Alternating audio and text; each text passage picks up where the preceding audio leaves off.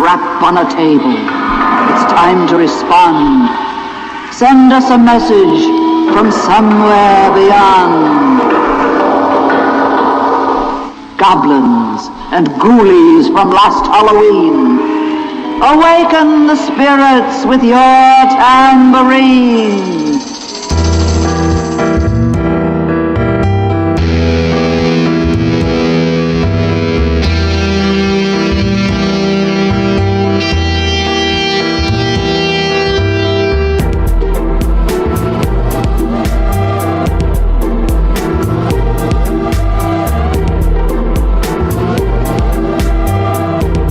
You're listening to the Mystic Menagerie podcast, your regular descent into the world of alternative entertainment, art, and culture. Bolt the door, light the fire, and pour yourself a glass of Virgin Rouge, and let your hosts, Dan Baines and Lord Freddie Valentine, guide you through the Stygian depths of your darkest delights. Warning. Listener discretion is advised. Hello and welcome to episode 14 of the Mystic Menagerie podcast, and we are back after a little breakaway because it's been Halloween. This is the Halloween special, so there'll be plenty of spooky things, and of course for myself and Dan, it's a very busy time at Halloween, but it's myself, Freddie Valentine, on the show tonight, as always, and with my co-host Dan Baines. Hello, how are you? Hello, I'm fantastic. And we have with us tonight the wonderful, the Fortune Oracle himself, Mr. Nathan Surya as well. Good evening, everybody. He's back. He's back. We're back. Back by popular demand. Definitely, yes. Yeah. If I sound a bit spaced out tonight, it's because I'm on a lot of painkillers, I may have taken too many. So if my heart gives out during the show, Michael Jackson style, then can you get a Ouija board out and I'll just continue via that medium. Pardon the pun. We'll continue. See you on the other side. Yeah, so, let's get the old EVP or ghost box out and I'll speak through that because I'm used to doing that. It's my job, So yeah, we can. There's always ways to communicate, isn't there? Well, so if you're the ghost, I'm like still jet lagged, so I'm kind of living a vampire nocturnal lifestyle at the moment. So we've got the vampire, the ghost, and what do you want to be, Nathan? As it's the Halloween special. I have no idea. I do have an interesting story about EVP though. Right. Really? Which it's talking about bizarre lives. This is when I was much younger. My friends who were twins, who I have quite a strong psychic link with, Richard and Lance Cooper. When we used to live in Suffolk, and we decided to try EVP back in the day, with a little sort of single tape recorder. Yep. Yeah. And we got a cassette in there, loaded it in their parents' house front room, where we used to do. So I'll talk a bit more about the Ouija boards that we did, which was some of the most powerful sort of real manifestations of sort of spirit, physically, tangibly. Anyway, so following on from these experiences, we were like, wow, let's try EVP. So we got the tape and the recorder. No one else in the house, just us. Presses record and play on this audience. And so we're looking at each other going, okay, so Nathan kneels down, asks questions. If there's anybody there, can you please, respond, leave your voice on the tape, etc., etc. If you'd like to, come forward and talk with us, chat, sort of. Anyway, look at each other. Yeah, that'll be enough. Click. Okay, and you get that the sort of sound effect. Click. Wee ka-chunk. Press play. Right. Turn the volume up full. I love the sound effects. These are quality. Yes. So I have to do it because like the Archers. It's so cool. He did them, isn't he? It is, yeah. So it's going. The little tape going. God Christ, we all jumped out of our skin because they had a bloody tape recorded off Radio 1. Yeah. Oh no. So we're all getting closer and closer and closer to the speaker going, can you hear anything? We got right down next to it. It went we all dropped some mud that day. So we all just screamed. I was like that, you silly bastard. You're the crazy ghost hunter then. If we got the undead, the vampire, and the crazy ghost hunter. Yeah. You say about EVP is I use EVP in my events. My seance nights. We do different forms of communication. Yeah. And when I said to the audience once, I said, "Does anybody know anything about EVP, right, or know what EVP is?" And this bloke put his hand out. He said, "I only know the song Unbelievable." And he was serious. The first time I actually tried EVP, it was years ago. It was I think it was early 80s, or I think it must have been. And I was reading about it in the Unexplained magazine. They gave away that free flexi disc. And it was Konstantin Raudive. It was like a Russian bloke, and it was like these voices on there. And I thought I'd have a go at that. And my uncle was looking after me that day. And I said to him, look, I'm going to try this with a radio and a cassette recorder. I'm going to try and contact somebody. I said, has anybody died recently? And he said, yeah, Arthur Lowe from Dad's Army, you know, stupid boy. Yeah. So I said, I'll try and contact him then. So I didn't know he'd died, you know. And I was asking questions and talking and stuff like that, you know, are you there and all that, asking him specifically. And when I played it back, it's like a heartbeat on the tape. And as I was talking, it got faster, like fast like that. And it turned out he did die of a heart attack. No. That's quite weird, yeah. Yeah. So if you ask druggies if they've ever tried EVP, I suppose, you know, it could be some sort of hallucinogen. I did see a dyslexic. A legal high, yeah. I did see a dyslexic bloke injecting a heroin once, or trying to inject a heroin. That's terrible. The same bloke was the same dyslexic bloke was walking around recently with a puppy on his lapel. Oh dear. We were here all week. And we've got all Freddie's cabaret routine coming out all my tonight. material, all the old crony one-liners. Well, we all sound quite jolly because obviously Halloween is our favourite time of year, and we're all sat in the Mystic Menagerie mansion. Nathan's moved in now, so we're all living in like this sort of one big spooky commune in the middle of nowhere, and we're all wearing my onesie. That's it. Nathan's in his onesie. Mrs. Brown's boys onesie, isn't it? Very nice. It would be, of course. Yeah, it'd have to be. Yeah, that's for sure. And we're all sat around the fireplace. Drinking our preferred alcoholic beverage, and we're going to have an evening of ghost stories and spooky goings on, I think. So it's going to be a fun-packed show. Yeah. Oh, absolutely. Full of exciting. Usual paranormal fun and frolics that we like to have on the show. And I mean, Halloween was good. I mean, obviously it's a busy time for me and Dan. I had a lot of work around that time as well, but I did manage to Halloween night itself to go out myself. I always want to do something spectacular or something different on Halloween, you know. And usually I'm doing seances or working. I had quite a lot around that time, but the night we decided to go to the Isle of Wight and go on the ghost right there. You know, the steam railways, old Victorian steam trains that have been refurbished. Yeah. They have them sort of going around the island, but usually it's in the daytime. You can see the countryside, but this is at night.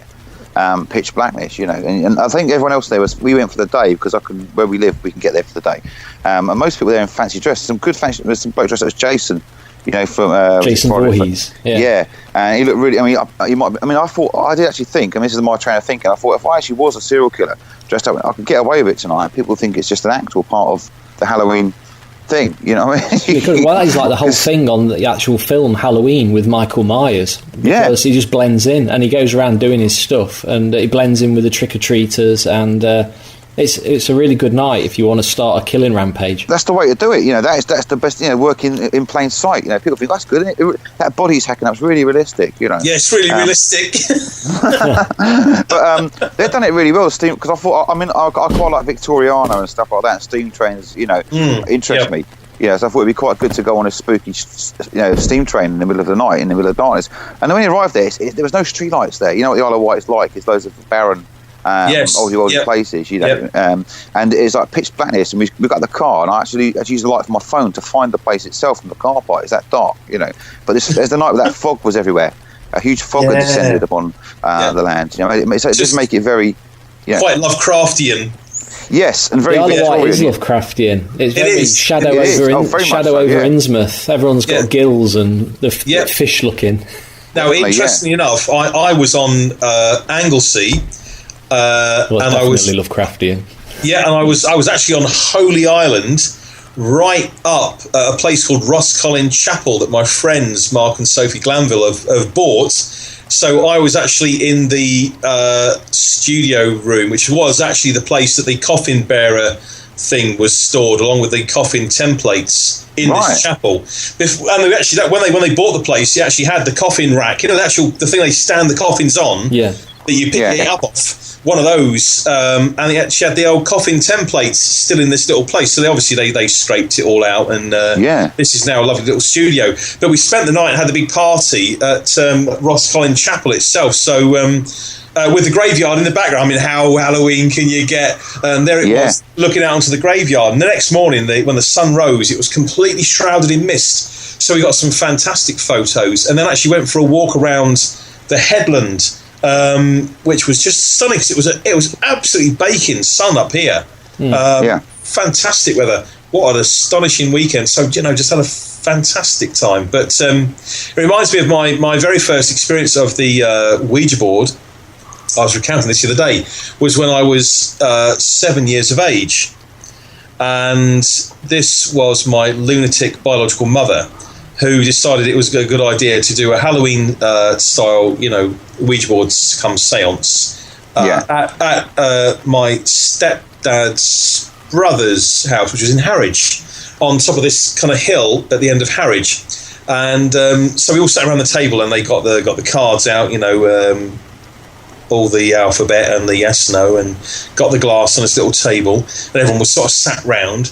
And I was absolutely petrified because it was Halloween night, and I'm 7 years of age. Sat there watching them do a Ouija board, and I realised in later years, looking back on it, why was I so scared? Because I realised that I was already sensing spirit at a very young age, and so what I could perceive as they were doing the Ouija board was this literally all these entities coming up the hill towards this house where they were literally, creating a bridge between the worlds. They may as well have switched the bloody light on and just, hang a lamp out. So it was like moths to a flame, and that's what I remember when I look back at what I was actually perceiving.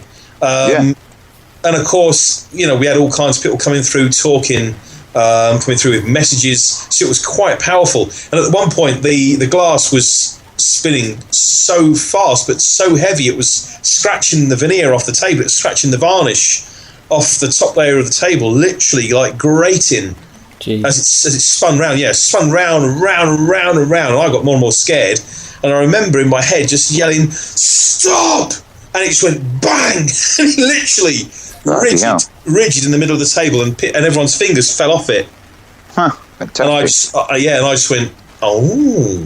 The Ouija board's a strange thing. It's I mean, it's one thing that struck me, having just recently got back from the US, is that every time I go into Target, there they are on the shelf, alongside Hungry Hippos, Guess Who. That's mad. Yeah, it's there they are. They've got like a spooky new version, the Parker Brothers Ouija board, next to a girly pink one, which has got so you can ask who your future boyfriend is going to be, and what colour eyes has he got, and all that. And it's just marketed as a talking board. At no point does it ever say anything about spirits or contacting the dead. Yeah, or have a health warning of any kind. Which is really bizarre how sort of God-fearing the Americans are, and they are as a cultural thing, but also they do not turn away a buck. So I guess there is the trade-off. Really, there is that. The thing that I know it's nothing to do with the paranormal or strange happenings, but just the attitude towards alcohol over there is so bizarre, and I go there regularly, and it just gets me every time. I mean, was it Harry Potter? I went to see the day before Halloween. Actually, we went to Universal and we went to the Wizarding World of Harry Potter, and it was baking hot. So I thought, I'll go and buy me and the missus a beer. So she was stood next to me sorting the boys out, and I went up to this wagon that was selling soft drinks, fruit, and there was buds.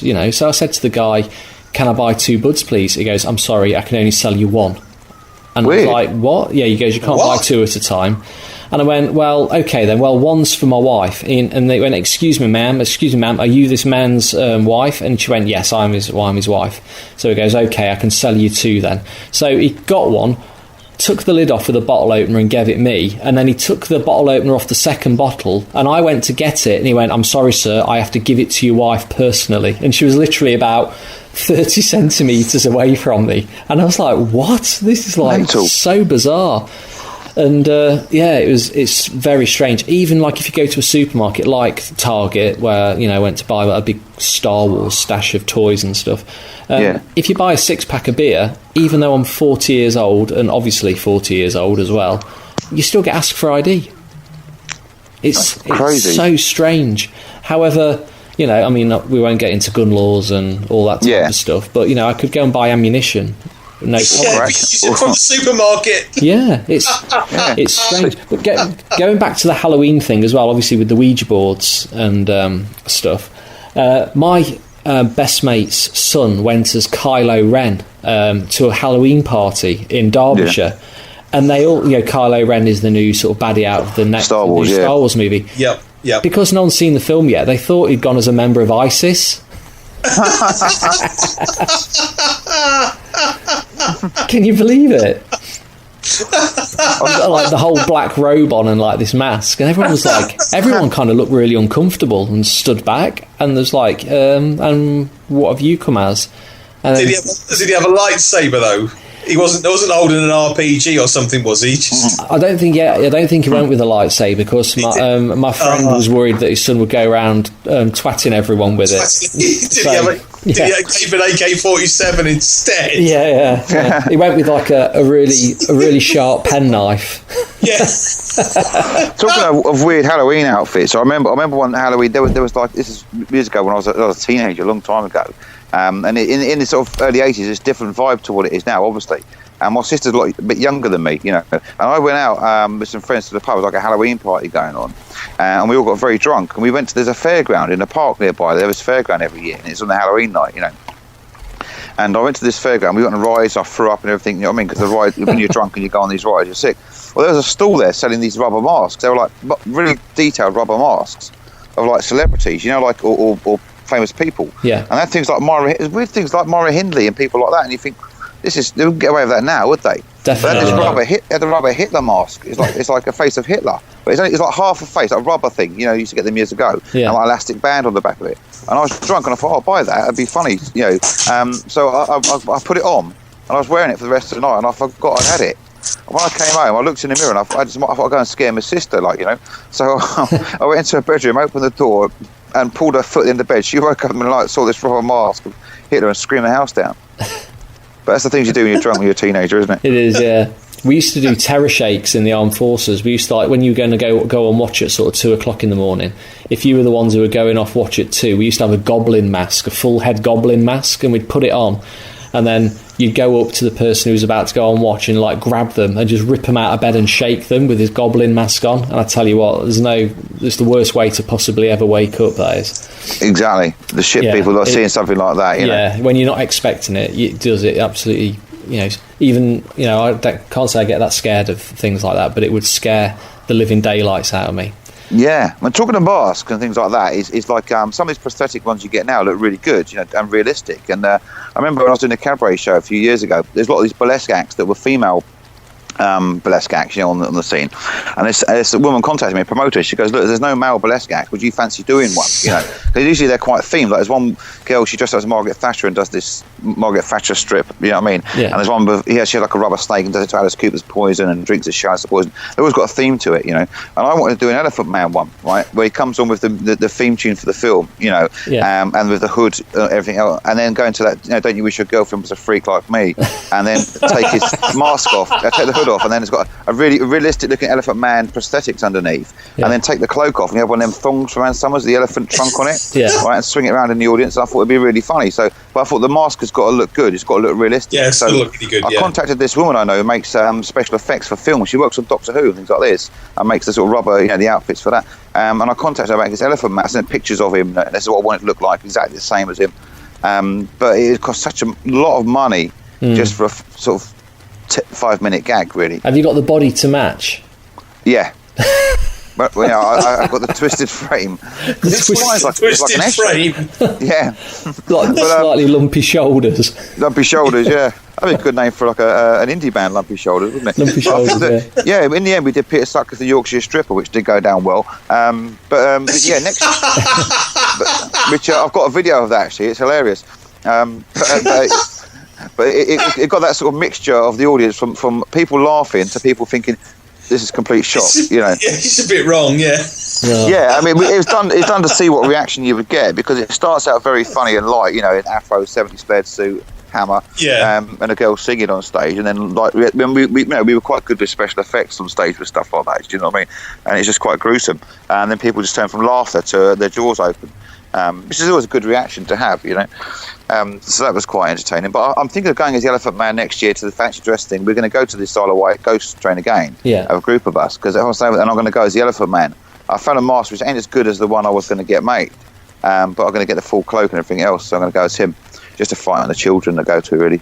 Yeah, that's it. It's all about frightening the children. Yeah, definitely. One thing in the States with Halloween, I think I said about this last year, when you go trick-or-treating, there's not very many monsters. Everyone goes out as superheroes or Disney characters. So that's weird, isn't it? If you go out dressed as... Well, I went as a pirate to Disney, because I doubt I'd get in my full-on zombie rig. But I did get the opportunity to wear my zombie rig, and it was just kids were crying and running away, which was quite satisfying. But I was going to say, that would be satisfying, wouldn't it?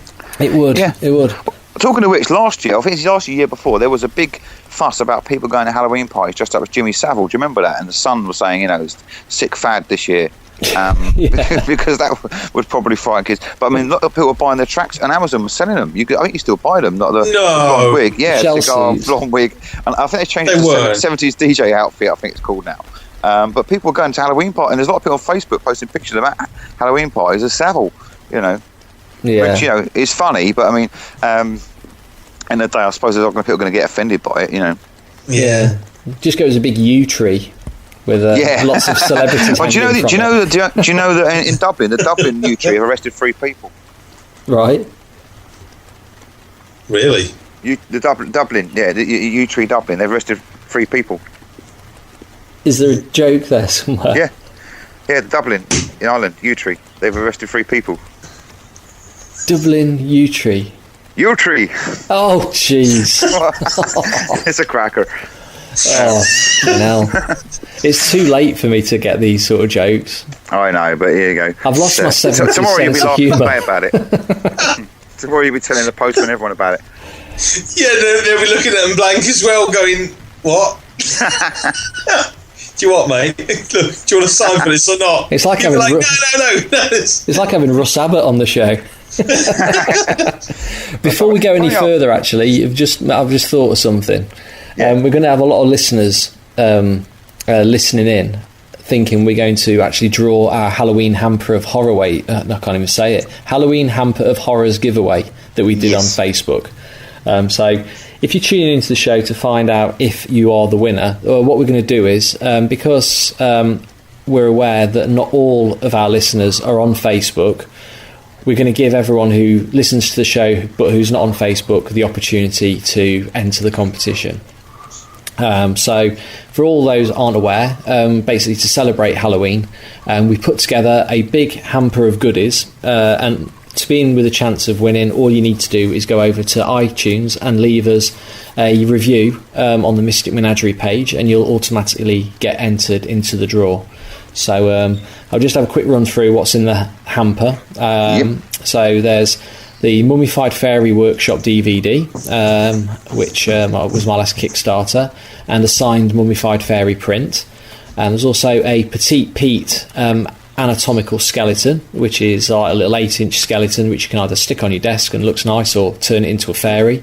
A real sheep skull, handy if you want to make yourself a nice warrior style codpiece. Perform rituals, satanic rituals. A seance planchet, a deck of Edgar Allan Poe's Spirit of the Dead seance cards, a copy of the Jack the Ripper casebook, a vintage bottle of voodoo, which is like a really dodgy alcohol, and it's actually in a voodoo doll shaped bottle and it's black. I wouldn't recommend drinking it because I found it at a car boot sale about 3 years ago, and then it was about 30 years old. Is it good for degreasing engines? Yeah, probably. Put it this way, it will turn you into a zombie if you drink it. A Salem's Witch Trial 1692 reproduction silver coin, a copy of Edgar Allan Poe's A Book at Midnight, an antique storm lantern, very good for ghost hunting. Yes. The Romanov Prophecy by Steve Berry, if you're into all the Romanovs and the Russian type stuff. a box of incense sticks, and finally a garter from a victim of Jack the Ripper, which obviously isn't really a garter, but it's one that I used as a prop for a recent Jack the Ripper photo shoot. So fantastic. If you fancy to see your missus in a bloody garter, if that turns you on, then, great. So overall, it's over about £100 worth of stuff, and we'll pay the shipping to anywhere. So it doesn't matter where you are. If you win it, we'll send it to you. So it's not based on location. And also, if you're a Patreon backer, you'll automatically get entered into the draw anyway, just because you're special. Yeah. Yeah. It's like a twisted version of the Gadget Show, isn't it? It is. When they give them, they give them a long list of things, Yeah. It is. It does sound pretty fantastic. If I wasn't actually hosting it, I would put in for it myself. Just, I feel like I need to win something. Anything. Yeah. It's the prize of the century. Well, because, you've won the admiration of thousands of listeners on iTunes, Nathan. What more could you want? Well, there's that. No, yeah. I'll take that. Yeah. And party. I'd take that and party.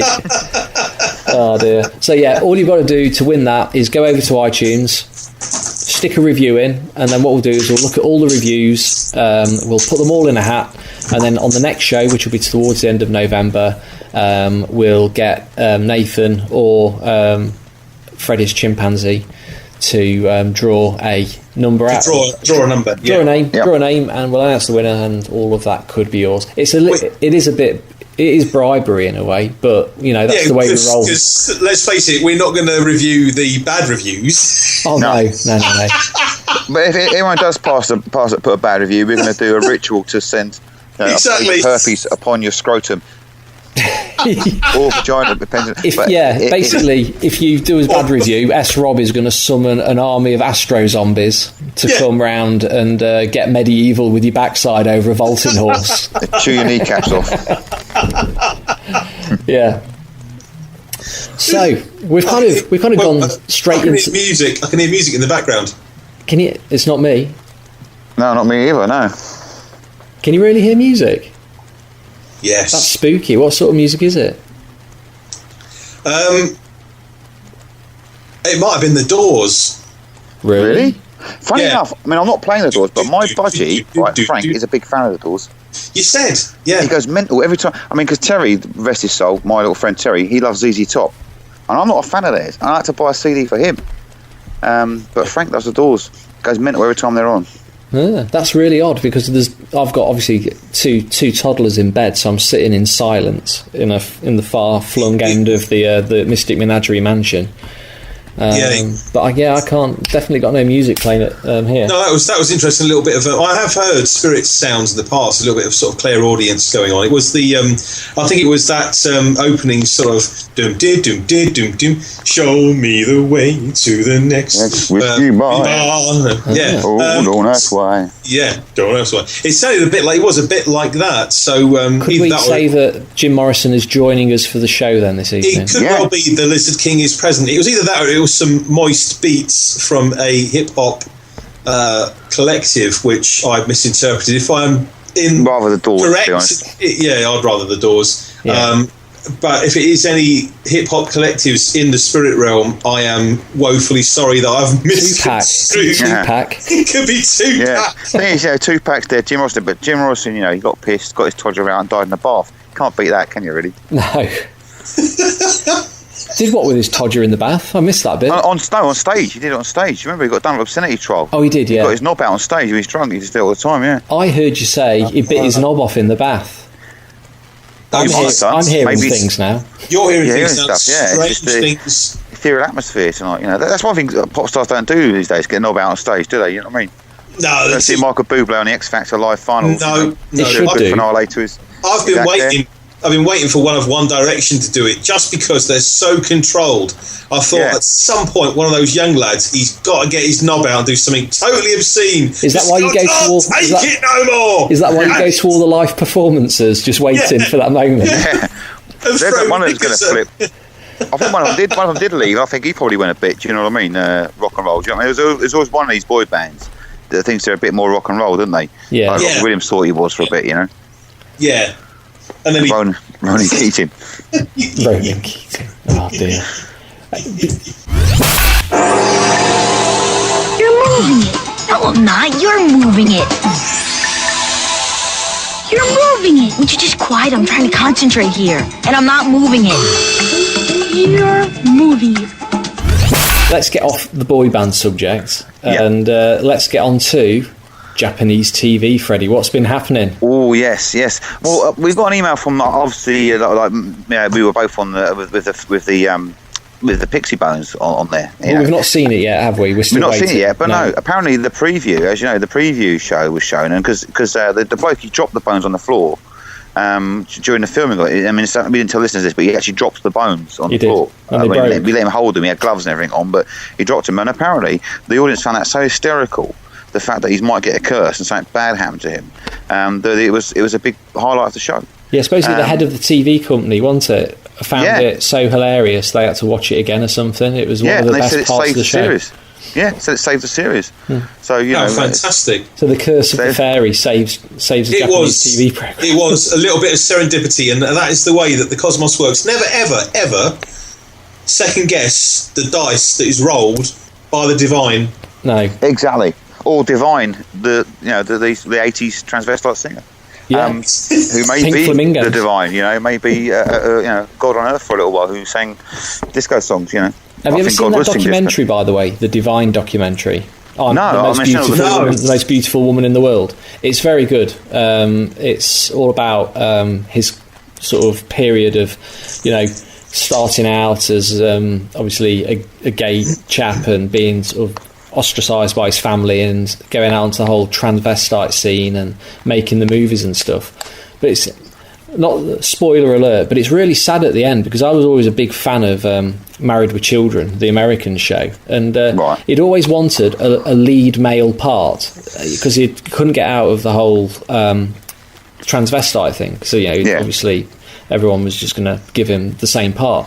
So they said, when they basically on Married with Children, the original next door neighbours, Marcy and I can't remember the chap's name, they left. So they got Divine to move in. He was going to be the next door neighbour, and that was going to be his part on this top show. Anyway, the first morning of filming is late on set. No one knows where he is. So they go to his makeup cabin, and he's had a heart attack. He died. The day they were going to film the job that he's always wanted, he died that morning. Can you believe that? Isn't it? That's crazy, isn't it? It's mad, isn't it? Yeah. So spoiler alert, but the rest of it's good as well. So because the bloke I know, he's a music journalist in the 80s. He used to write magazines, interview people and that. And he interviewed Divine, but he was dressed as himself, and he said he's the most politest, nicest bloke you could ever meet. Very quiet, very unassuming. Yet when he's on stage, he dresses up in outrageous clothes and these dog turds. Do you know what I mean? Like in Pink Flamingos. So you would not think the same people. It was the same person. Yeah. You wouldn't think that the person in the interview was capable of doing the stuff that he was doing in film and on stage and stuff like that. Yeah. But that is the divine. So we decided that God now is divine. God is divine. I'll put it this way: there's more chance of me worshipping divine than there is any other god. So, back to the Japanese TV thing, Freddie. You've been on telly again, haven't you? Yeah, what it is, they contacted me because on my macabre museum, I don't know if any listeners know about this, but I have like a selection of exhibits, like shrunken heads and things like this, which I'll take around, I exhibit, and people, they hire me to turn up at parties, and I talk about gruesome, they're quite gruesome, a lot of them, and people, I look at them when I have events, I put them on in a tent, it's like a freak show type thing, but with strange objects. And they asked me about the museum and said, would you like to bring one of the objects on a show for us and talk about it, and I said, yeah. I told them what I had, and they said, well, because it's a family show, can you bring, one of the sort of less offensive or less gruesome objects along? So I thought I'd bring my vampire hunting kit, my Victorian vampire hunting kit. So I had to go and meet them in London. And I took the vampire hunting kit with me, and it was good, I interviewed them, they interviewed me about it. I talked about the history of vampire hunting kits, and I went through each item in the kit. But then they wanted me to demonstrate how it would be used. They asked me if I'd used it or if it had been used. I said, I haven't used it yet, but I would like to get the chance to do so. And they asked me to demonstrate it. So first I held the crucifix up, and I did a very Christopher Lee, arms spread out, dramatic face and that. And they loved that, you know what I mean? Yeah. And then I had to use, my missus was with me, so I had to use her as the vampire and demonstrate on where you would hammer the stake into the heart. So I was thinking at that time, I'm on Japanese TV demonstrating how to kill a vampire. I love my job. But then they said to me, we'd like to film some more stuff of yours, and they said, can we come in your house and look at the rest of your museum? So I said, yeah, fine, and I'll set it all up and you can come round. So they came round and I got other things like the shrunken head, the actual mummified human head I've got, the bodily remains of a witch, my hand of glory and stuff like that. So they had all these items there. But then they sprung it on me. They said, right, we'd like to have a Ouija board session on the television. At your house? Yeah, at home, In your front room? Yeah. So I said, well, yeah, I can do that, what I mean? So, I've done them hundreds of times, so I've got the Ouija board out and planchette there. And he said, we have them in Japan. I thought, the alphabet's mental, though. Do you know what I mean? They've got, how big must the Ouija boards be? They must be like the size of a massive banquet table. Yeah, got 300 characters. Yeah. You do it on a football pitch with a remote control car and it drives around. With Tamiya, Yeah, so they knew what one was, and they have them in Japan. So we did a Ouija board session with them. We did get someone come through. The spirit just wanted to chat. It's like a rescue one, really, a distressed sort of spirit. But then they said, "Oh, can we do it again?" So we did it again. We filmed 2 sessions on the Ouija board, which they enjoyed, So it's good, So I've demonstrated how to kill vampires and done a Ouija board session on Japanese TV, but we've not seen the footage yet. So 3 appearances in one series ain't bad. You know what I mean? So. Yeah, but it's doing really well. It's good going. It's been good fun, yeah. Do you know what I mean? So it's good. But the thing is, I can ask him about. There's one of my favourite TV shows is a Japanese TV show called Pankan and James, which is about. It's basically a reality show about this highly intelligent chimpanzee and his friend who's a bulldog. And what they do is they give him missions to do, and they have hidden cameras and film and see if they can do it. But he's got to go to the shops. He's got to buy this cake and deliver it to this girl for her birthday. So they show him a picture of the cake. They show him where the house is. And he walks along this route and he goes in a shop. They give his little purse he's got. He buys the cake, And it's quite humorous because he ties the cake one. He ties it to the dog's lead as he's walking along, thinking he can hold it. But then some kid kicks a ball out and the dog goes running after the ball and takes the cake with him. So it's quite comical. It's a bit very Laurel and Hardy, but it is. I mean, it appears to be real. You know what I mean? The stuff he's doing. He goes on like a train, has to buy a ticket and that. So I asked him, do you know Pankan? I'd like to, if they need a new presenter, stroke friend for Pankan, there's a bloke who helps him out, right? And the lady, I think she seemed to be, I think he must have been a rival TV station. It's like, no, I don't have to do with him, But the bloke was going, Pankan. He's quite impressed that I knew Pankan. I think he's a bit of a fan, so, might better get to meet him at some point. Yeah, a closet fan. Could be fake. Yeah, I reckon he is, because he's a household name over there, apparently. He's like a chimpanzee version of Bruce Forsyth. Everyone knows him. Or they're Ant and Dec. Him and the bulldog, they're Ant and Dec.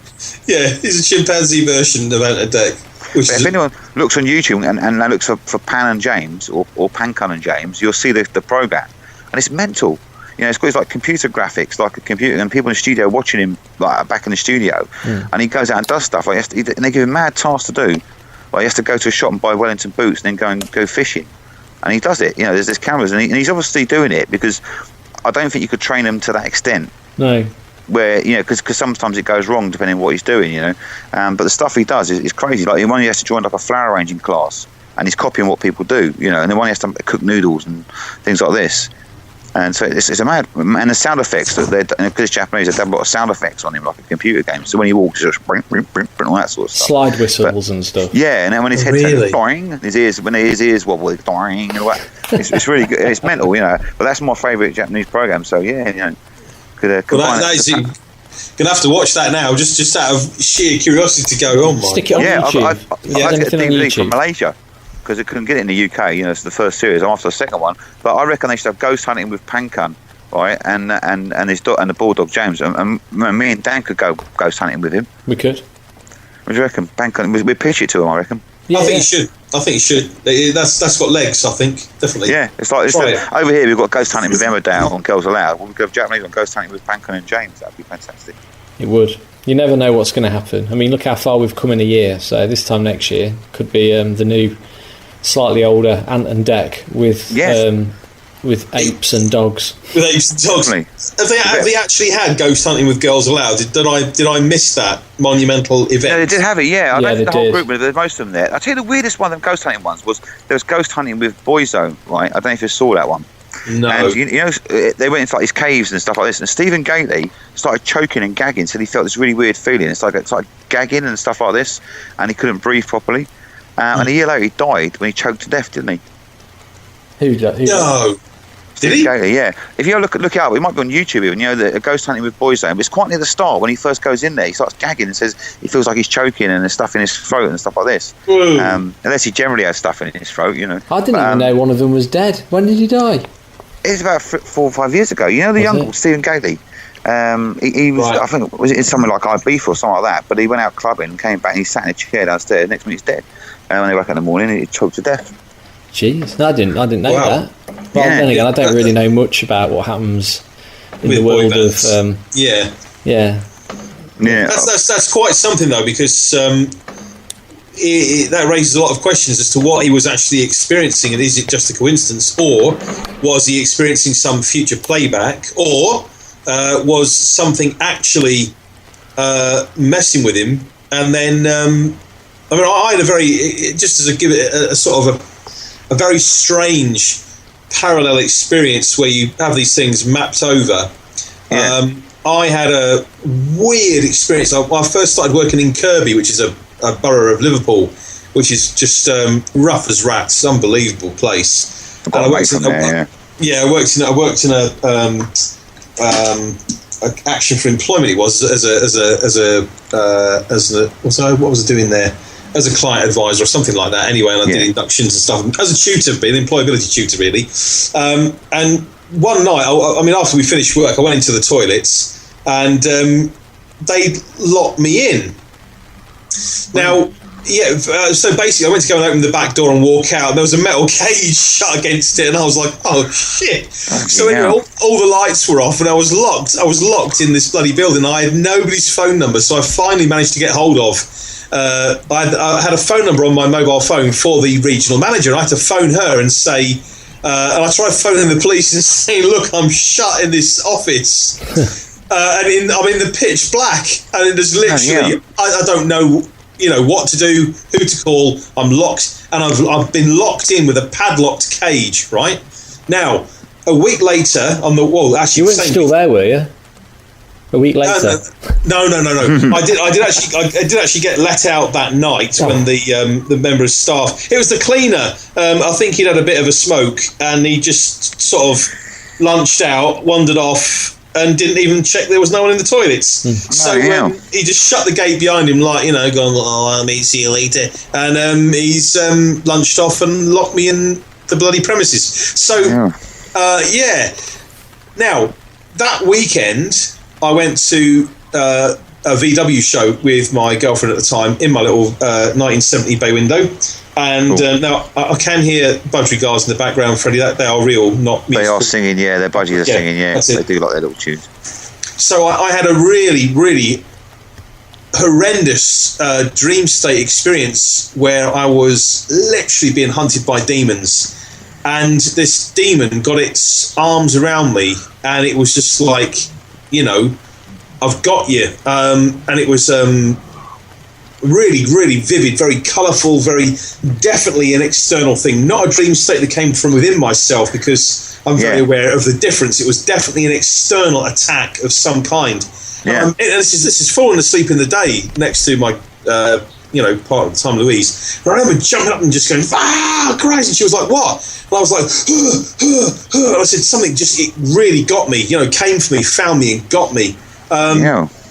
Anyway, a week later, an instance happened where, for the first in my life, I was involved in a situation which ended up in me going to a police station to give a statement, and I was actually locked up in a police cell for 24 hours. Wow. It's like almost a premonition, but physical type, manifesting itself physically. Yeah. So that being locked behind the bars in that place in Kirby, and then having that dream at the weekend, and then literally the next week it all kicked off. It was a friend of mine's neighbour was attacking her. I went around to defend her, and basically I got they tried to fit me up for attacking this man when he was the person that attacked her. And so when I went to give evidence to say, this is what happened, they arrested me, and I, for the first time in my life, for the first and last time I would hope, was locked up for a full 24 hours. 18 hours before I was questioned. So Yeah, they like to leave you to stew a bit. As a first timer, it's quite funny. They kept looking at me, and I said, "Do you honestly have to hand out spit hoods in this establishment?" They said, "Not everyone's like you, sir." When they come in, I was like, "What, dressed in the work suit?" I said, "Do they come in spitting? Do they?" I said, "Listen, this is nothing compared to that bloody demon had me last week. That gave me a right frightener." So I said, lock away. They took my hairband off me in case I strangled myself with it. Yeah, like they take everything off you. They take your belts, shoelaces, the whole lot. Yeah. You can't take my hairband. I can't get that over my bloody head, can I? If I could, it'd be quite a miraculous thing. Yeah. Crazy. So that was a really weird. And I've never had anything like that since. And I would look for some kind of synchronicity that happened like that, because it was quite disturbing. And I remember reflecting on it and going, bloody hell. First of all, being shut in that darkened building, and then that thing coming after me, it was almost like some entity was trying to destroy me. Could be that Stephen Gately got possessed on Ghost Hunters, and then he basically escaped out of his body in Ibiza. It thought, hold on a minute, I like Ibiza, I'm going to get out here. Yeah, plenty more victims. Yeah, a demon attached itself to him, or is a premonition of his own future. Yes. Yeah. But if you see it probably is on YouTube. It's Ghost Hunting. It is weird. Do you know what I mean? Because I remember watching it at the time, and he really freaked out when he went in there, because he's getting a bit freaked out by it all. And then he died about a year later, and I remember Mrs. Bryce goes, "Didn't he choke on that program? He choked to death." Ooh. Very uncanny. Very uncanny. Yeah. So things like that to me are. It's almost like you couldn't. You'd see it written into a script in a film, wouldn't you? It's really quite disturbing that if that's what's happened, then you might have sort of stumbled on something there. But like I say, are we ever that aware of really what is going on in the spirit world? Is how do we kind of define it? How do we map it? And there's lots of, that's why you see all these people running these ghost tours and stuff now, and sort of let's go ghost hunting. I actually got a chance to do a program which was going to be like, they wanted to set up this social experiment like a Big Brother, but involving there's a particular guy, a demonologist who's somewhere down in London. The woman I got involved with through was a medium of some kind, and she was trying to set up this thing. He had basically got her into the idea of, let's do a Big Brother type thing where let's see if I can't get these people interacting with spirits and see if anybody gets possessed, what happens to them. And I was being brought on board because of my sort of therapeutic backgrounds working in those levels, that I was capable of helping the people therapeutically, or perhaps potentially getting rid of the entities. He wasn't a witch from Hastings, was he? No, he's I can't remember the guy's name, but anyway, I sort of clicked on his website once and I was like, okay. He sort of is drawing on stuff from the demonic realms, at least, or whatever those things are. Let's say they're part of the darker psyche of collective humanity's mind. So, but anyway, it's not clever stuff to mess with, because my own experiences of contacting, not contacting on purpose, but coming across demonic energy is never fun. It's it really is serious shit. I've seen a guy try and cut his own face off with a broken glass because he got something in his space.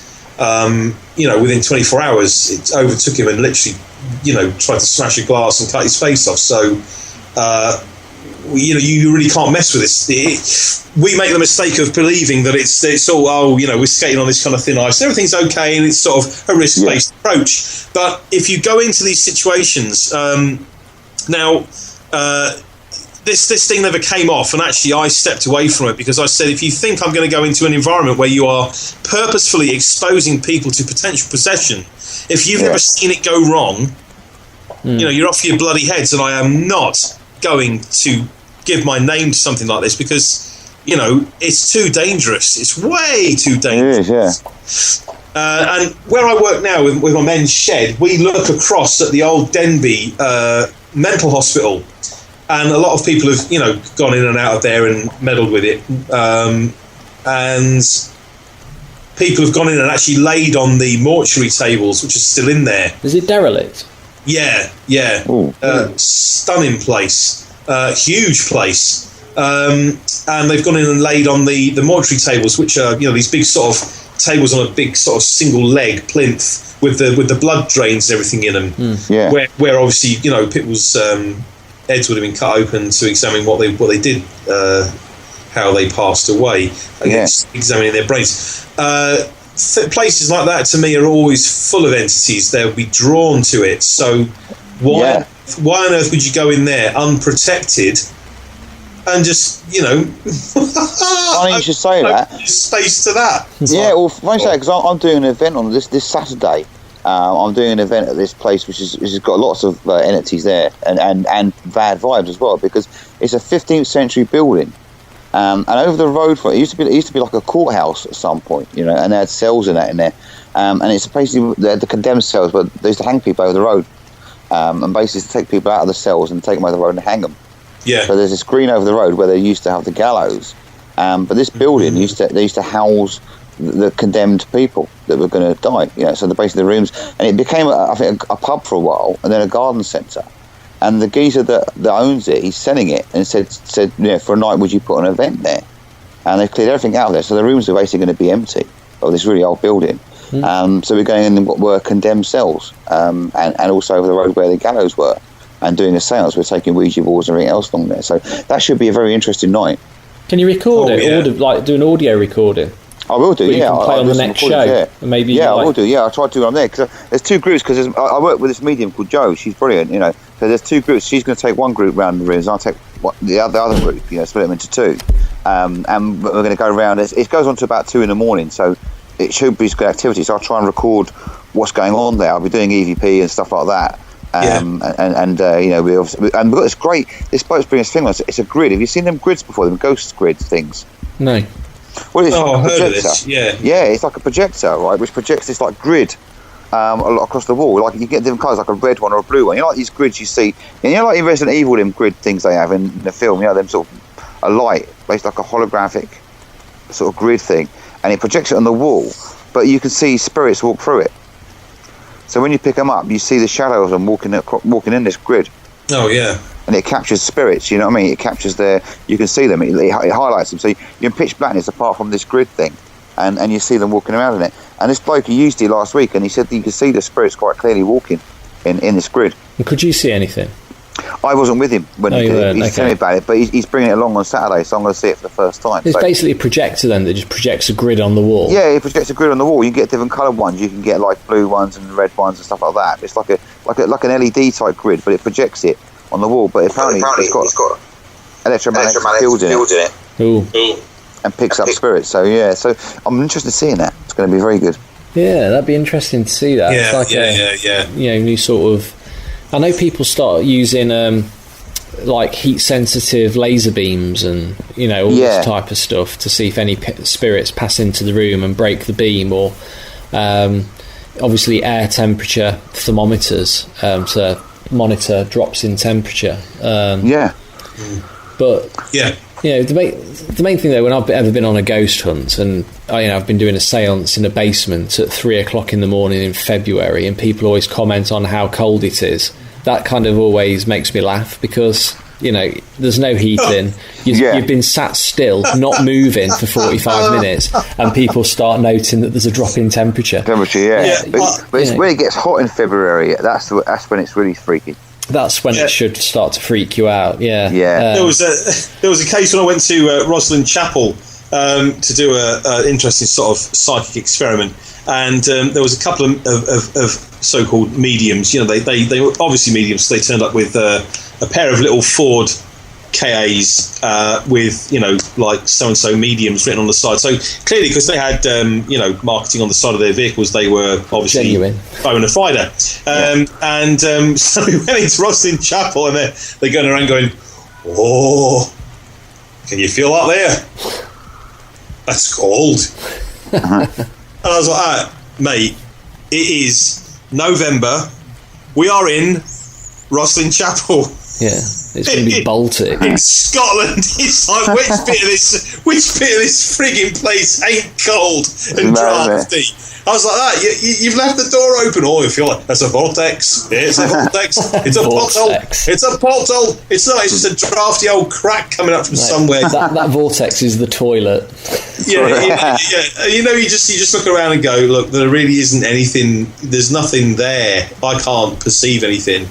What's funny though, we did the experiment with a man called Brian Allen, and he wrote a book on it. Actually, they were decoding these sounds, and they were finding all these sort of mathematical ratios which were equating to sounds, and they tried to use the frequency harmonic known as the Devil's Interval, which is a major fourth, and they were trying to create it using 3 sounds, and I've used it in the past, and I just went, hang on, why are you trying to create the Devil's Interval using 3 notes? The Devil's Interval is not created using 3 notes, it's usually creating 2. Yeah. I was a bit like, I think you got this wrong. So they were trying to generate the sounds based on these frequency decodings of the geometry, and they were playing it through a laptop. So obviously nothing happened because it was meant to be simulated with the human voice if you're going to try and generate anything. I've worked with it in large groups using the Devil's Interval, an augmented fourth or major fourth, and it does create some kind of portal effect, or at least should we say a change in perception that would appear like something like that. I've seen it move physical objects, so for me it's like a case of putting enough power into it, shit's going to happen basically. Is that through infrasound though? No, just through voice. Actually, I think what the effect is, Dan, is that the harmonic itself. In fact, gentlemen, if you bear with me 1 second, I'm not too far away from a set of tuning forks that actually is that harmonic. Shall I grab them and go for it? Hold on, I'm going to it's a bit cold in that corner of the room. I'll be back. I'll be back shortly. Talk amongst yourselves. No problem. So, we're going to hear ourselves in the background. No. Yeah. Cool.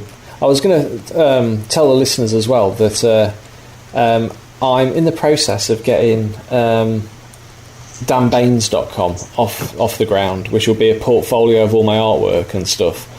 Brilliant. But the main thing that made me think about it is the other day I actually had to ring up the doctors to book an appointment, and she went, "Excuse me, sir, can I take your email address, please?" And I went, "Yes, of course." I went, "It's danbaines@danbaines.com," and it was a bit like the older Yellow Pages advert with J.R. Hartley. Yeah. I felt a bit like it definitely had the old J.R. Hartley feel to it, but that'll be online shortly. But it's Ronnie Pickering, but it's going to have might be quite a good place for any magicians who are wanting to know what I'm working on that I haven't actually released as an illusion yet. Might want to go on there and have a look, because I won't be obviously listing anything in terms of what it actually does. It will just be pictures of the actual pieces themselves. So excellent. So fantastico. Yeah, that should be quite good. And I was going to cover as well. Obviously, with Halloween being just a few weeks ago, I managed to watch one of my favourite ever horror films, and then go and experience it at Orlando at the Horror Nights. And fabulous. American Werewolf in London. It Classic. is fantastic. It is a classic film. I actually got hold of the soundtrack. It's really difficult to get hold of. Right. But it wasn't all the actual the songs that were on there that I was after. I was actually after the score to the film.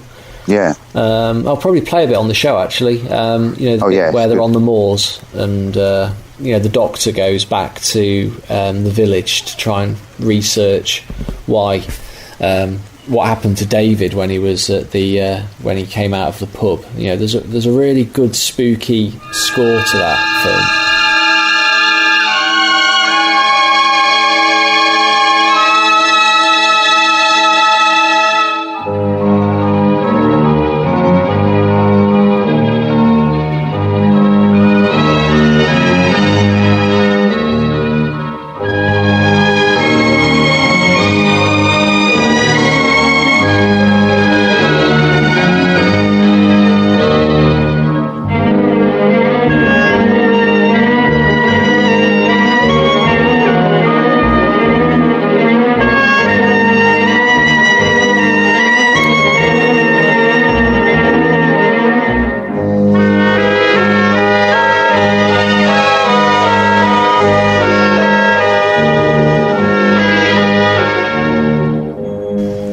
Yeah, it's nice music. Yeah, but the haunted house experience at the Horror Nights in Orlando was amazing. It was. All of the other ones are really very samey, and I spoke about them when we did the show for Halloween last year. You know, there's The Walking Dead, Insidious, Freddy versus Jason. You know, you've literally got just out-of-work actors jumping out at you with a mask on every 5 seconds as you walk through a haunted house. But the American Werewolf in London one is very well thought out. You actually start off outside the slaughtered lamb, outside the pub itself, and the signs there swinging. And you go through the front door of the slaughtered lamb into the actual pub itself, and there's the inverted pentagram on the wall. And they're actually playing snippets from the film, you know, like the "You made me miss. I haven't missed that board in 20 years" and all that. And then you get booted out of the pub, and you're actually walking across the moors, and it's foggy, and you can hear the growling and snarling of the werewolf. And then you see a mannequin or a wax dummy of. I can't remember his name, David's friend, the one who gets attacked, gets ripped apart. You see him get ripped apart, and as you go through each zone, it all sort of tells you a different part of the film. So you go into the London Underground, and there's the howling. And the most scary thing is, what I found, is that they actually had, in several parts throughout the house, a real size model of the original American Werewolf jumping out at you, and it wasn't a man in a suit, it was actual animatronic. So it would come out of the wall and it would miss you by literally centimetres, and this thing was fucking massive. I mean, I'll put a picture of it on the Facebook page, and its face is in that permanent kind of snarl, you know, with the yellow eyes, and when that jumps out at you, you know, it genuinely is creepy. And they did the transformation really well as well. You know, when David's at home and Jenny Agutter's at work, and he does his first turn into the werewolf, and he's on the floor and his body's all elongated. They had a robotic elongated body on the floor, and the actor was underneath a false floor with his arms and his head through the body. That's right, yeah. Yeah, but they actually did that in the house. So you walk past and there's a guy on the floor, you know, who's about sort of 7 foot long, stretched out, naked and hairy, going, "Help me, help, help," and it just looked amazing. It was it's the best one I've been to, the best one I've seen there, obviously being a big fan of the film, and the sound. I think probably the biggest thing is the sound design of the werewolf howl. You know, the werewolf howl of the American Werewolf in London is is amazing. It's not like your typical Hammer horror ow type thing. It's more like chilling. Yeah, it's a cross between like a scream and it's more like something you'd hear in the jungle as opposed to what you'd hear from a werewolf. It's a really odd sound and strange. Yeah, you hear it really loudly throughout the whole experience. Brilliant. And it sounds fantastic. I think it brought back so many memories because I watched it when I was about 7 or 8. So I had that kind of fear brought back as an 8-year-old, and then seeing like this big sort of huge wolf keep jumping out at you. Right. Wow. Was it outdoors then? Was it? No, it's indoors. It's in the actual sound stages in Universal at the back where they record the films and stuff. Yeah. Yeah. And at the end, it's brilliant. They've actually got the wolf cornered down an alleyway, and there's like actors dressed up as English policemen and a woman dressed up as Jenny Agutter going, "David, no!" And the policeman like, "Get away!" Brilliant. And the wolf, the animatronic wolf, jumps out, and they shoot it, and it just drops to the floor, and then you just get hurried out, and that's like the end of the whole experience. Oh, superb. That sounds fantastic. That sounds like it's a town on it, do you know what I mean? It's a better film than other things like Walking Dead. To me, it's quite a boring programme. I don't think it's... but something like that's a classic, do you know what I mean? It's a real classic. Yeah. I tell you, that film terrified me for years. Talk about, the nightmares. When did it come out? 1980, I think. Yeah. 1980. Yeah, so I would have seen it. I watched it on video. My dad loved to pollute my young mind with, Betamax films. Betamax. He was because you love gimmicks. He was one of the first people I ever knew that actually had a VHS or a Betamax. And one of the first films was American Werewolf in London. So I remember watching it. Probably was about 10 or 11 when I watched it, and it did traumatise me quite a bit. And it's a stunning film. I mean, even to this day, I still watch it and go, woo-hoo-hoo. It's having caught myself out on the moors at night and sometimes in the moon.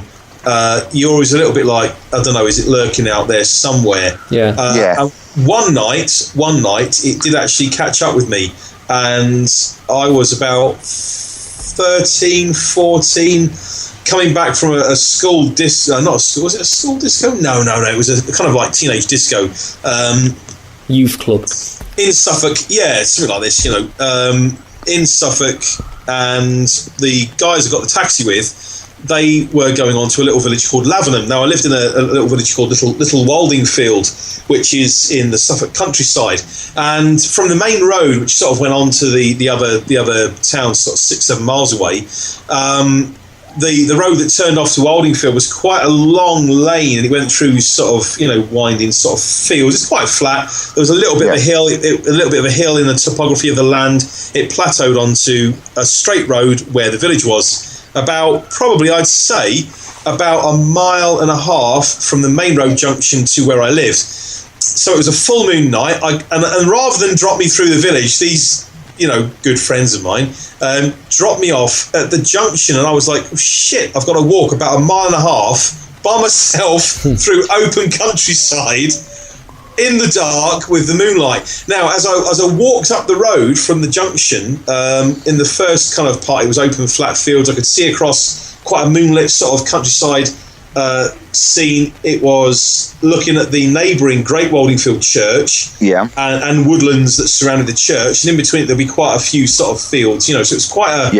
eerie sort of vista as it was. As I'm walking up the road, to my right, in the so there's a short bank, and then there's the field, which would have been a very would have been an arable field, because obviously Suffolk's very much arable farming. A very, very flat field of perhaps low grass, and then the hedge boundary of that field, and there's a tree sticking up, probably about sort of a tree that's no more than about sort of 6-7 feet tall.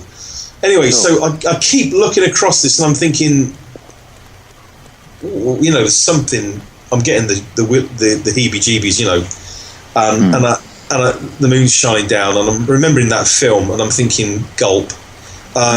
Anyway, this bastard tree, something shook this damn tree, like, I mean, really shook it. Fucking hell did I run? Oh my God. And it was miles to my house, and I mean a long way. So, and I had to run up the road through where the road passed through overhanging dark woodlands on either side, thickets of hawthorn and stuff like that, and then go up this slight rise, which then bent round on the hun of what's going on there. And then on the home straight, literally running down this home straight, not even daring to look back over my shoulder. Absolutely terrified. It's mental, isn't it? I never even knew what it was. I mean, what the hell could have done it? I've been a werewolf. Well, yeah, exactly. Other than, it was a werewolf with a sense of humour, thinking, I'll put the shits up this lad. Look, it might be a comedic werewolf, do you know what I mean? That'll teach him to wear a pink check shirt and loafers and those awful drain pipe jeans and that kind of light blue. Try running away from me in that. The bit you say about having the Betamax video, though, we had it on Betamax as well, and because we used to watch it when I was about 7 or 8, we'd kind of watch the Jenny Agutter shower scene so many times that the tape had started to wear out. So, they didn't have an animatronics version of that, did they? No, they did have the porn cinema. They had the whole porn cinema scene. So you actually walked up the central aisle of the cinema with loads of corpses all watching this porn film on the cinema screen. How fabulous. I'm really pleased that someone's done that, because it's a real homage to what is an absolutely brilliant film. It's one of the most popular ones. They've actually they've done it. I think they've done it 3 times now, because it's one of the most popular ones. And, was it better than the Human Centipede one? Well, that's they've never done one of those, but that'd be quite a good one, I think. Obviously, getting the actors to do it might be a bit. Well, people would be surprised. I mean, look at people definitely on X Factor; they'll be stitched up. I don't know their mind. Yeah. They get fed shit for 3 months. Centipede. At least you're dealing with. there'd be some use to the world. Yeah, One Direction centipede. Yeah, or the only way is Essex. It'd be like now, all you got to do now is be stitched to somebody's arsehole and have them poop in your mouth, and you'll get on telly. I saw a film like that in Amsterdam once. Yeah, you'll be surprised. Some people would actually do it. Talking about animatronics, I think I'm the only person that remembers this, right? And I know that if Dan, you would have loved this. Yeah? Do you remember something called Palladium Cellars that was around in the 70s and 80s? Palladium Cellars? No. Yeah. What it was, the London Palladium Theatre? Yeah. There's like loads of cellars underneath there. For a while, they had this animatronic waxwork exhibition on. Right. And it was all horror based and like Hollywood based. So basically, it started off quite mild with things like Marilyn Monroe, her skirt blowing up, and she'd make noise and stuff like that. They were like robot things. They weren't as obviously elaborate as you get today, but they moved about. And they have like an Al Capone, like a gangster. They start shooting a gun at you and stuff like this. But as you get into it, there was a horror section, and they had like a Dracula, which she jumped out of a coffin at you. And its eyes moved and everything else. But there's a cage, and you look at this cage, it's complete darkness, nothing in there, and suddenly this big King Kong comes rushing towards the cage, grabs the bars and shakes them at you. Jeez. It was enough to give you a heart attack. I went there as a kid, and there's a Frankenstein walking about. It's obviously like a remote control thing, but there's like the old was it Bela Lugosi Dracula and Boris Karloff Frankenstein, so it's the Universal ones. But it's beneath the Palladium, and I don't think it lasted for very long. But my uncle took me there, and it must have been about 1979, I think. But there is something on YouTube, like a TV, not an advert, but like one of these, like 6 o'clock show did a feature on it. But it didn't last very long. But it was all mainly horror based. But they were like animatronic, they'd move or they'd jump out at you. So there's all like robotic sort of things. It's very early animatronics, but it's called the Palladium Cellars. And I used to have the brochure, the program that came with it, pictures of it. It's like the Wolfman there and stuff like that. And I suppose that's what reminded me of it. They're a bit, it's like an empty sort of field with moonlight and stuff like that. And then this Wolfman would come running out. But it wasn't like someone dressed up. It was like a robot. Yeah, robots give me the creeps. I mean, I know like they're the future, and they're going to be the future and everything. But I'll tell you what, I hope they don't bring them in till I'm gone, because I don't really want a creepy robot maid walking around the house. No. I wouldn't mind if it looked like a robot. If it looked like a person, there's some program I think where they look like. Well, that's that film called AI, where they look like people. Yeah. I wouldn't want one like that. But if it looked like C-3PO or something like that, or that one from Buck Rogers, Biddy, that Tweaky. That I wouldn't mind. Yeah, like what was that, a golden midget with a bowl head haircut? Yeah. Haircut, that'd be cool. Yeah, it's like keep it real. Don't make them into looking like people. I mean, there's quite a few clips on YouTube where they've got these very, very humanoid, or really human-looking androids that they've got in Japan and other places now. Yeah. Startling. There's also one the most alarming one I've seen is the robot donkey. I have seen that when you kick it and it corrects itself. No. Yeah, when they kick it and it reacts like a live thing. Yeah. Honestly, Freddie, that's freaky shit. You can just see it with a gun platform mounted on it coming after human beings. Yeah. Going. Well, did you see the? Have you seen the pole dancer as well? That one that's dancing in the mirror with the goblin mask on. Yes, I saw that. It's like a female body, and it just moves like a woman, but it's very strange. It is really bizarre. I did see that. Yeah, I was listening to another podcast actually on about AI and how computer technology is accelerating, and the guy was saying that in order to create the next computer processor, they need the current processor to do it. So it's almost like the current computers give birth to the next computers, and because they keep increasing in power, the space between the processor creating the next processor gets less and less and less every time. So if you remember back to like the 486 when that was out in like the early 90s, it took years to get to like the Pentium level, didn't it? But now we're like going i5, i7 and all these processors, and every year a new processor's coming out, and he says it's going to get to the point where that space of a year becomes 9 months, it becomes 6 months, and it becomes 3, and then all of a sudden the computers are actually almost spawning more complex versions on a rate, what he says, it could be within hours. So the complexity is going to exponentially overtake our level of intelligence. Yep. To a point where he says that he reckons in about 25 years' time, wars will be fought purely with drones. And what his argument is, when does a drone become a sentient being, or when does it have its own rights? You know, when do you create something that's actually got an intelligence and say, right, you're going to go off and fight that war while we sit here? When do you get to the point? I mean, I don't know if you saw a few months ago that robot hitchhiker that was an experiment. Did you see that? Yeah, no, I didn't see that. It was basically like a tin can with little like legs with shoes on and little arms and legs. It was called Hitchbot. So if you Google Hitchbot, you'll see it. Hitchbot. And what they did was it sat. Alfred. It had his arm out with a thumb on it. And it had a thing on the front saying, I am Hitchbot, I'm hitching my way across the world, and please pick me up and take me to the next location. And people would just literally pick it up, they'd put it in the car, and when they get to the location that it says on the computer, they just leave it by the roadside for the next person to pick up, right? It made it all the way across Europe, all the way across Canada, till it got to America, right? It was in America for less than 24 hours till someone picked it up and basically dismantled it and stripped it of its parts and then posted pictures of it. It was found in a dumpster in an alleyway, right? Oh. And people who'd followed that robot for months and months and months had got to a point where they'd actually got actual feelings for it, to the point where, you know, it wasn't, you know, they cried when it was found dead. They said it was murdered. Hitchbot was murdered. And so it's easy to attach feelings onto something that hasn't actually got a a soul or a spirit. So people are very attached to things like their phones, and because I remember somebody saying the other day that if you hid someone's phone, they'd panic more than if you hid their baby. Yeah, well, that is, it. Yeah, it's on par with that, I would say. It's scary, and that's why over the last month, I've made the break from social media. I've got to the point where I don't follow anybody, and as a result, I don't go on Facebook. I go on Facebook to post pictures of me and the kids on holiday so my family can see it. But if I want to know what Nathan's doing, I'll text him or give him a call. Same way, if I want to know what you're doing, I'll do it the old school way, and I'll give you a call.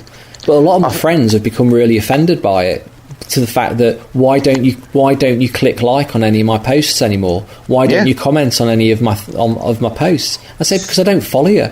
Well, it seems like giving psychic readings. Like, I get a lot of phone calls after readings, and sometimes people are very upset about, why did he block me on social media? Why does someone block me on Facebook? And they have these dating apps where they just meet basically freaks on there. Do you know what I mean? Or after one night stands, and people are obsessed by this media. No one ever goes out anymore, meets somebody in a pub, and they get on with them and chat with them, and then go out with them. They just flick through on a screen at home rather than go out and do it. Well, that's how I met my missus. But fast food stuff, isn't it? Do you know what I mean? It is. It depends what sort of job you're in as well. I mean, I internet dated in central London because obviously I worked in forensics, and the only women I ever met were police women or deceased women, and I didn't fancy having sex with either of those, to be honest. So some people would, though, Yeah, and obviously my missus works in finance, and most of the people most men who work in finance are knobs. They're not going to listen to this anyway, so most of them are complete, That's a knob, see you next Tuesdays. Talk about technology and stuff. I mean, like I say, I do think it's becoming more intelligent as the human race is devolving, because, 1 minute we're writing elaborate things like Charles Dickens and Shakespeare, and then it's reduced to nom nom nom, my bad, and all that kind of stuff. Exactly. I think the chimpanzees are probably even going to take over pretty quickly. Well, they reckon, don't we now? We've got the average browser on the internet has got an attention span less than a goldfish. Yeah. It's been proven. Less of an attention span than a goldfish when they're browsing. I mean, it is. But we are devolving. Our minds are devolving. But I see this as a divisive thing that's meant to do that to human beings, because it's a way of controlling people. Yeah. It is control. It's almost like the technology is doing it covertly. It's almost like the intelligence is already there, but it's not made us aware that it's actually there, and it is dumbing us down over time, slowly grinding us down. The nice thing is it's very, very easily controlled, though, isn't it? Because as soon as the plug gets taken, I mean, they've had riots where people's phones have been shut down in a particular street, and the entire streets has been blocked. The signal's been blocked in entire blocks of a city. So the whole thing is everyone relies on social media. They rely on their phones, but these things are so vulnerable to control. It's ridiculous. So the revolution will not be posted on Facebook because basically it's all controlled. Yeah, it wasn't one of the James Bond films about that, War Is Not Enough, where Blake would destroy the satellites and bring down all the computer systems. You know? And the thing is about, the thing that surprises me about, I mean, social media and internet has brought out a lot of things that we didn't realise about society, like how many nonces there are. Do you know what I mean? The internet's, but the other thing is everybody thinks they're an individual, and a lot of people are going about how they're so unique. But if you look at Facebook and things like that, and Twitter, it's how sheep-like people are. Particularly with branding and corporations and stuff like that, you know, you get these left-wing activists saying that I'm going to put it to these big corporations. So how they put it to these big corporations, you know, is they go on Facebook, who don't pay tax, right, using their Apple iPad, which who don't pay tax, sitting in Starbucks. Do you know what I mean? Putting it in the big corporation. And these people are they don't pay tax. So there's these people thinking they're rebels against all the rich corporations and stuff like that. But they've bought into it just as much as everybody else. Bought into it, yeah. Do you know what I mean? And the thing about it is, it's like, you know, years ago, you'd go out, you'd meet somebody, and you'd say, what music are you into? And they'd be into something completely different to yourself. And they'd say, oh, here's a tape, I'll listen to this. And you discover something new. Or you say, what films you like? And they'll be into some a film you never heard of, and you'd watch that, and you'd lend them something. And that's how you learn about stuff. Do you know what I mean? You got to know about different things. Same way with anything, really, like their interests or hobbies, you know, what TV shows they watch. But now, everybody likes the same thing. In the same way that the high street, you know, if you go in the high street now, it's all the sort of little quirky shops are gone, and it's all like Next and Starbucks and you know, and Costa and all this sort of stuff. Yeah. It's all the same, you know. And big if you look at people centers. like, it's every single one. If you go to New York or you go to Swindon, it's the same fucking shops, you know. And it's the same with people. Like somebody, you know, people say it starts on. I'm watching Breaking Bad on Netflix. It's got to be on Netflix. Then another person puts it, another person puts it. You look on Facebook and everybody's watching the same program. And then Game of Thrones. Oh, I'm watching the finale tonight of Game of Thrones. Well, and you know, or Downton or wherever it is. And I'm sure that these corporations pay people like to get these ball rolling. Of course they do. Like they get they get like 5,000 people. So right, here's a status. I want you to post. I'm watching Breaking Bad on Netflix, right? So you're advertising Netflix, you're advertising Breaking Bad, and then everybody follows suit. It's the same way that you'd watch a program years ago. I remember like when the Fast Show first came out, the comedy show. It's quite an obscure spin-off of Harry Enfield, and when the first series was on, nobody mentioned it. Suddenly all the newspapers started reviewing it, and when the second series came on, everybody was watching it, you know. And I think that's how they get the ball rolling. They get people to talk about it. It used to be newspapers that would write about stuff, and now if people tweet about it enough, media. Well, that's it. Like, if you can control social media, if you can, you know, I mean, yeah, if you've got a good grasp of it, that's why people make a lot of money out of it, because there is the ability to make waves and big waves with it out of such a small thing. But you know, and we've tried it in the past, haven't we? We've used Facebook before as advertising. You know, we spent about probably about 60 quid on boosting posts on Facebook, and we got literally, I can't remember how many likes we got. I think we got about 400 likes from Mexico. Yeah. And they started posting on our Facebook page in Mexican. It's like, what the hell is it? Where's it coming from? What are they seeing that they like that makes them post in Mexican on our site? In the end, I said, I'm not doing it again, because it's not genuine.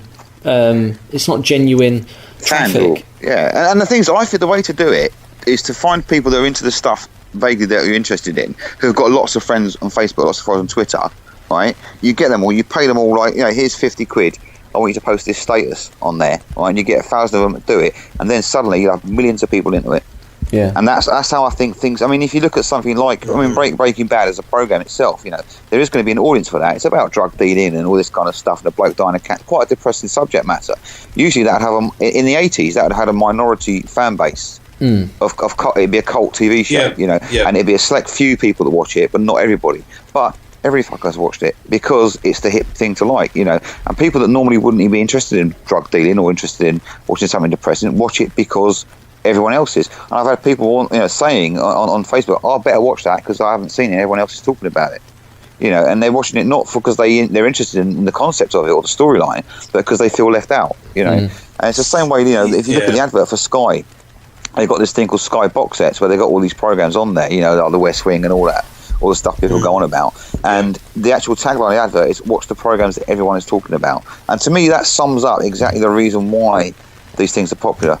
Yeah, because people are talking about it and they want to be part of it. People's need to be popular and need to be sort of part of the crowd. Yeah. Whereas I think years ago there was more encouragement of diversity, wasn't there? I mean, I think it comes down to that thing of questing for knowledge as well. I mean, I personally don't even have a TV license. That's not an admission of me committing some crime against the BBC. I do not have a TV license because I don't watch terrestrial TV. I do not have an aerial. I just don't watch TV because I'm too busy doing other stuff. So for me, when it came down to people talking about, I remember working in the Environment Agency and everyone was into Big Brother and they were like, oh, I had to come in a bit later on my flexi time because I wanted to see Big Brother. And I'm like, oh God, how sad are you? Do you have no life of your own because you want to just watch someone else's? Yeah. And to me, it was just like, well, but everyone was just, they listen, and I think it's singularly uninteresting to me because if it's so widely kind of pushed and everybody wants to watch it, that's the thing you guarantee that you're not meant to watch because there'll be some frequency going out with it that's just switching off parts of your brain. Yeah.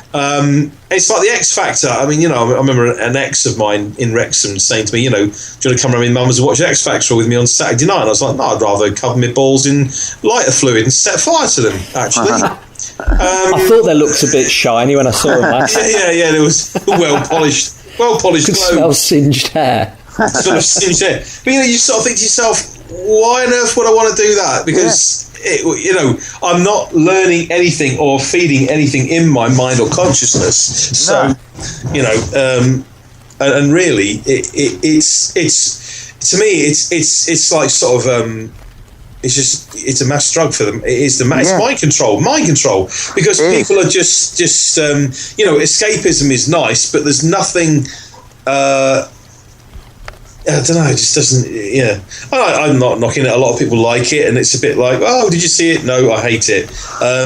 But the message that it's given to, you think, you talk to a lot of kids these days, and they have no intellectual hunger for information whatsoever. No. Hence that. Steven Spielberg picture. Did you see the one when he was the Triceratops? Well, the Triceratops is a bit of film, and they're saying, I think it's really wrong, isn't it? He shot one. Why should he do that? He should get away with it. Yeah. It's like, no, it's a rhino. It's a rhino. I was like, that is people in this country. I've never seen that, but in this country, how can you not know it's a Triceratops? I had models of those as a kid. In a recent survey, 19% of the UK population think the sun orbits the Earth every month. Yeah. 19%. 19% of the British population. Yes. That's just horrendous. How did it come to this? Yeah, well, it's through everything we've just discussed, through advances in technology, the human race is devolving. The best place to go, though, is when the machines finally do take over. The best place to go is South Africa, because having been to South Africa quite a lot. Do you know what they call traffic lights in South Africa? No. Robots. Really? They call a traffic light a robot. So in South Africa, if the robots take over, all you've got to worry about is the traffic lights. They're cemented into the ground so they can't move. So it'd be like if Skynet took over and then South Africa, it'd be like they just have, their army out there would be just traffic lights changing colour. So that's the place to go if there's ever a rise of the robots. Definitely. Talk about South Africa as one of the funniest put downs I've ever heard is obviously to an overweight woman. An overweight woman is that the only person that would call her fit would be a South African, and that's one of the funniest put downs I've ever seen. Ooh, what? Did you get it? Only person. Is that just implying that South African men will shag anything? No. What? The only person that would call her fit would be a South African. She's a fit woman. She's a fit woman. Fit? Yes. A fit woman. Yes.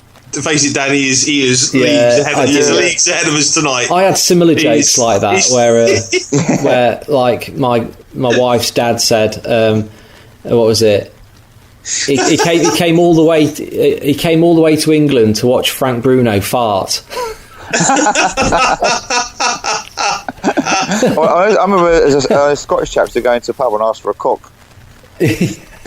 Cock. And it's always amusing. We'd always say to him, "What do you want to do?" "I'll have a cock," Yeah. And that was a lot of hilarity. I went to a recent wedding out there. I kept going up to the bar and coming back and saying, "That man at the bar kept asking me if I wanted arse in my drink." We've got an England, Scotland, Ireland joke now, but one from Wales. There was a lad in a job centre, and he's applying for this job, and the guy's saying to him, obviously, blah blah. "What's your name, mate?" And he goes, "My name's Craig Tit." And then the guy on the other end of the phone's obviously gone, "Pardon?" He's gone, "Tit." And he's gone, "Tit." He's gone, "Tit." Can you spell that, please? And then obviously the thing he goes next is T-A-I-T. And he's like, "Oh, Tate, fucking Tate." And he goes, "That's right, mate, Tate." Because the guy who was applying with his building job is always thinking this lad's called Craig Tit. I ain't never seen Freddie look so good. I don't know. Hey, that's Miss Kruger to you. Oh no, Miss Kruger, sorry. Now I've pissed Miss Kruger off. What's gonna happen? Well, I may just show up in your dreams tonight. Oh no, I don't know if I'd be against that. In fact, I think I may welcome that occurrence. I don't know. But if you did show up, I think it would be a wet dream. But not like wet with my own blood. No, but like wet with my own ejaculate. Unless, of course, I ejaculated so much that eventually blood came out. And then it would be more like blood-jaculate. Or, I don't know, ejacu-blood. So, but it's the accents of the British Isles are fantastic. Yeah. All right, have you got your tuning forks? Yes, right here. I was going to say we did the classic Mystic Menagerie. Went off on a tangent where we discussed. Yeah. So, everything. This is the. I'll tap them one at a time so you can have a little listen. I think I've got this right. Anyway, this is the D sound. I think this is 288 hertz. Is that picking up on the mic? It'll be kind of, yeah. Yeah, I only tapped it gently, so. Yep. Okay, yeah. Now, this one is the A sharp, it's a slightly higher note. Okay. Okey-doke. Now, what I'm going to do is tap them both together so you actually get the strange sound of the harmonic fourth. That is weird. It's like feedback, isn't it?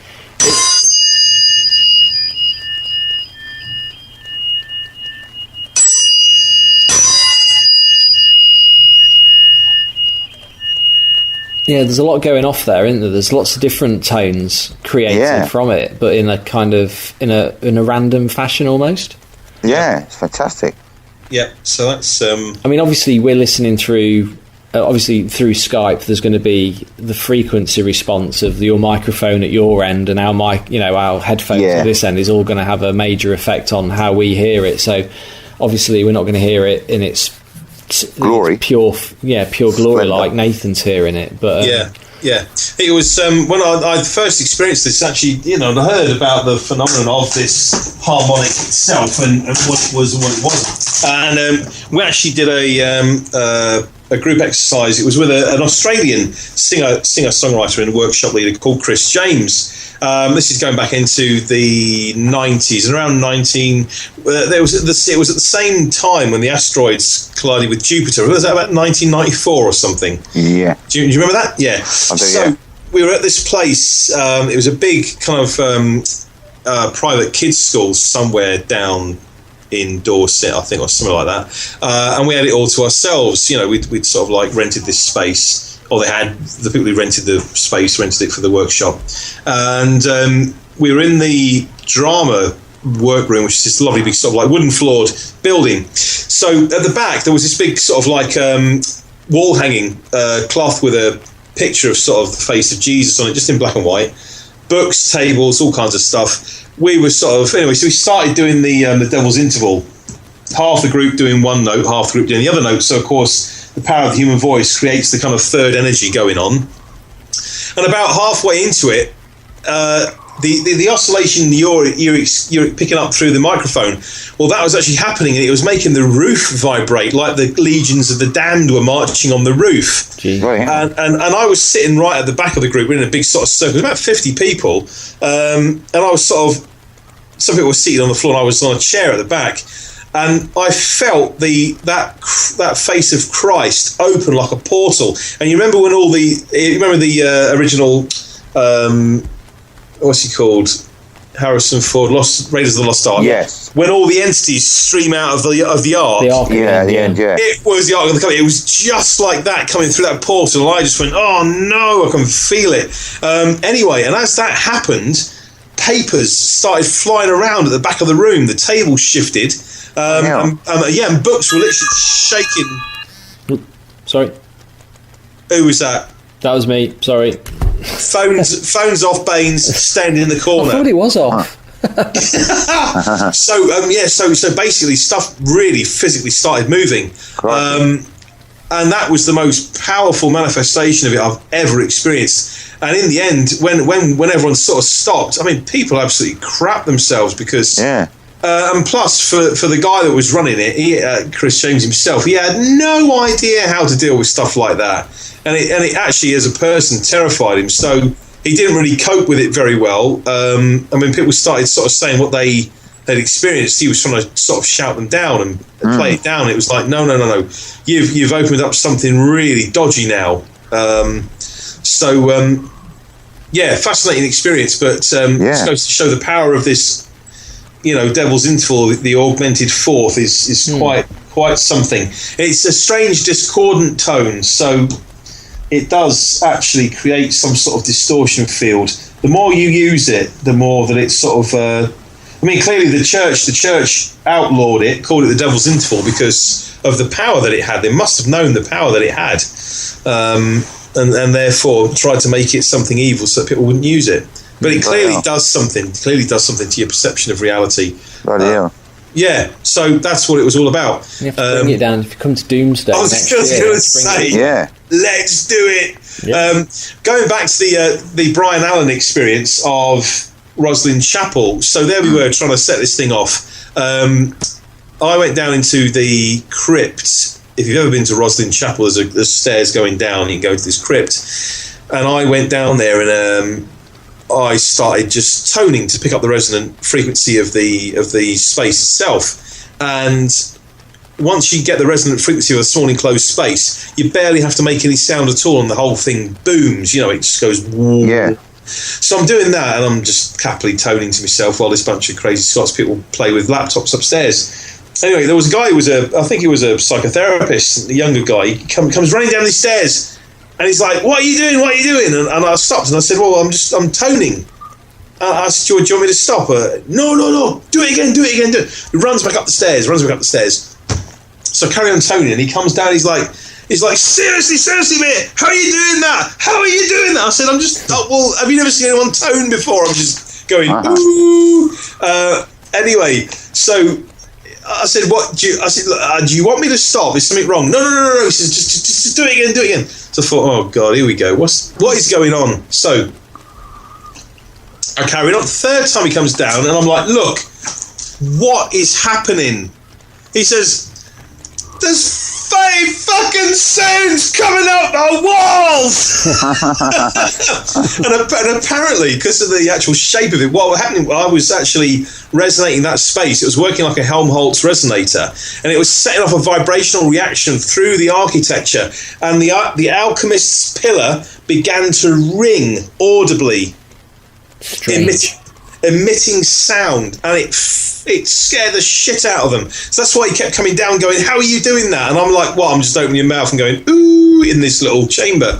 Unbeknownst to myself that I was setting off a vibrational chain reaction in the upper space in the building. Yeah. So and Brian actually told me afterwards, he'd written the book, and he said somebody contacted him out of the blue, emailed him and said he was from America. And he said, "I had no idea how this man knew that we'd been into Roslyn Chapel, but he said that he was a head of some sort of church of some kind, and he said, 'You've released a great evil.' You've been messing in this place, and you've released a great evil on the earth." And I was thinking, That weren't me, was it? Another one. Churches are very funny about that sort of stuff, though. I mean, it's like there's one near me. It's an old Victorian workhouse. It's now a hospital. But they've got the original Victorian church with it. It's untouched, really, since like the 1850s. The only thing that's been changed is the organ. But all the pews are the same, everything. I wanted to do sales there, but being Christians, they got very funny. They said, we understand, there's no harm and all that, but it's against our beliefs. They get very funny about anything out of the realm of what they believe in. Yeah. It's strange. I mean, talking about churches and stuff, you've been to the States, haven't you, Nathan? Yes, yeah. Have you ever eaten at a Cracker Barrel restaurant? Yeah, I have. Yeah. Did you get like a weird churchy vibe when you was in there? I mean, I know they don't serve alcohol, and I think it's got a kind of Amish kind of feel to it. But yeah, there is. I have heard this from other people. There is something about them. I do remember a strange story about Cracker Barrel. Yeah, there is some. Yeah, the food is really good. I mean, the kids. Yeah. Obviously, we go there because the kids eat it, and you're not giving them too much of a dose of deep fried goodness. It's all pretty good, wholesome food. Yeah, it's very, very family orientated, isn't it? So I think but everyone who works there is kind of, like when you go to a church and say for the first time, obviously, you go along at Christmas, you take the kids at Christmas, and people are kind of a little bit over friendly, but not quite friendly. Yeah. I got that kind of vibe about it, almost like, I don't know, like there was some like the person was Jehovah's Witness or something. It was a strange churchy vibe that I got, and I was they kind of frowned upon me a bit because I went in with my Salem Witch City t-shirt on. So I suppose they didn't drag me out and burn me in the car park. But where did you say that? Because did I tell you about that hotel the other year in Cornwall? Was that the one with the Scientologists? Yeah, this hotel which we was going to go. We like Tintagel, it's got King Arthur Country and all that, Boss Castle Witchcraft Museum. So we was going to go there. We'd been there the year before, and I said we'd go there again, So we found this hotel called the Camelot Castle Hotel, which is on the coastline. It sounded great, and booked it there, And before we went, my missus goes to me because she's allergic to dog hair. She goes, "Oh, they allow pets there. Can you check that our room has not, got dog hairs? A dog's been in there and stuff like that." So I said, "Okay." And so anyway, I went to Google them to find their number again. And as I typed in Camelot Castle Hotel, I get Camelot Castle Hotel Cornwall, Camelot Castle Hotel Tintagel, Camelot Castle Hotel Scientology. Why has it got that there? And looking into it and reading the reviews on TripAdvisor, apparently it's a front for Scientologists to try to get you into their religion. I was going to say cult them, but I don't want to get nasty on me. But what's weird about it is when you arrive there, it's owned by this bloke who's quite rich and his Eastern European wife. And they've got a resident artist there who's apparently very camp and very friendly with the bloke who owns it, but just his friend apparently. Right. And he lives there on site. But apparently, when you first turn up there, they've got their own newspaper, and when you read it, it's all about this bloke who run it. It's a bit an ego trip apparently, but also about Scientology. When you have meals there, apparently there's leaflets on Scientology. When you go into your room, there's all pink books about Scientology. And when you have a drink at the bar, they're trying to flog you this bloke's paintings all the time. But they say to people, would you like to come downstairs and see the light box? And people say, what's the light box? Anyway, it's an art installation that this bloke has done that lives there, So apparently you pay I think you pay £5 or whatever, but you go downstairs and there's this painting hanging on the wall, but it's dark and there's these flashing like strobe lights. Obviously designed to hypnotise you or put you into a weird state of mind. And then when you come out of there, they take you upstairs and say, do you want to buy some of his paintings? The whole thing was really weird. But the other thing is they didn't have proper toilets or showers in there. They had these things called pods. They were like plastic things in the room. But the complaints, if you read on TripAdvisor about it, the complaints about the hotel were horrendous. Do you know what I mean? People just saying it's an awful experience. And once this family stayed there, and their little kids, it says her birthday, like the chatting birthday next week. So I'll give her his address. We'll send her something in the post. And they sent this kid on her birthday, like 5th birthday, loads of Scientology books and DVDs. Jeez. But there's a big thing with the local press. I think the BBC. There's a report. It's on YouTube actually, complaining about it. What they were doing, they were sending out things to local businesses and bombarding them with like junk mail about Scientology. And I said, look, I'm not interested in that. I don't mind witchcraft covens or anything like that. But I draw my line at being brainwashed while I'm trying to sort of, put around the remains of Tintagel Castle. Cool. You know what I mean? Yeah. So anyway, I decided to ring them up, and this bloke answered the phone. I said, "Oh, look, we would like to cancel. why do you want to cancel? I said, well, the reports I've read about this, it's not my kind of thing, really. I was being polite and civil about it, you know. Yeah. Why aren't you interested in Scientology? Why don't you want anything to do with it? And I said to him, well, it's not my cup of tea. I don't really want to go on holiday and have that sort of rammed down my throat. You know, I'm there to enjoy myself and, you know, more esoteric, you know, more spiritual things here. I've got my own beliefs and I don't really want that rammed down my throat all the time, you know. And he said, well, what you got against Scientology? I said, oh, I've got nothing against it. But, you know, I wouldn't stay at an Islam hotel or a Jehovah's Witness hotel. I want a normal hotel. She's not trying to sell me anything other than a holiday, you know.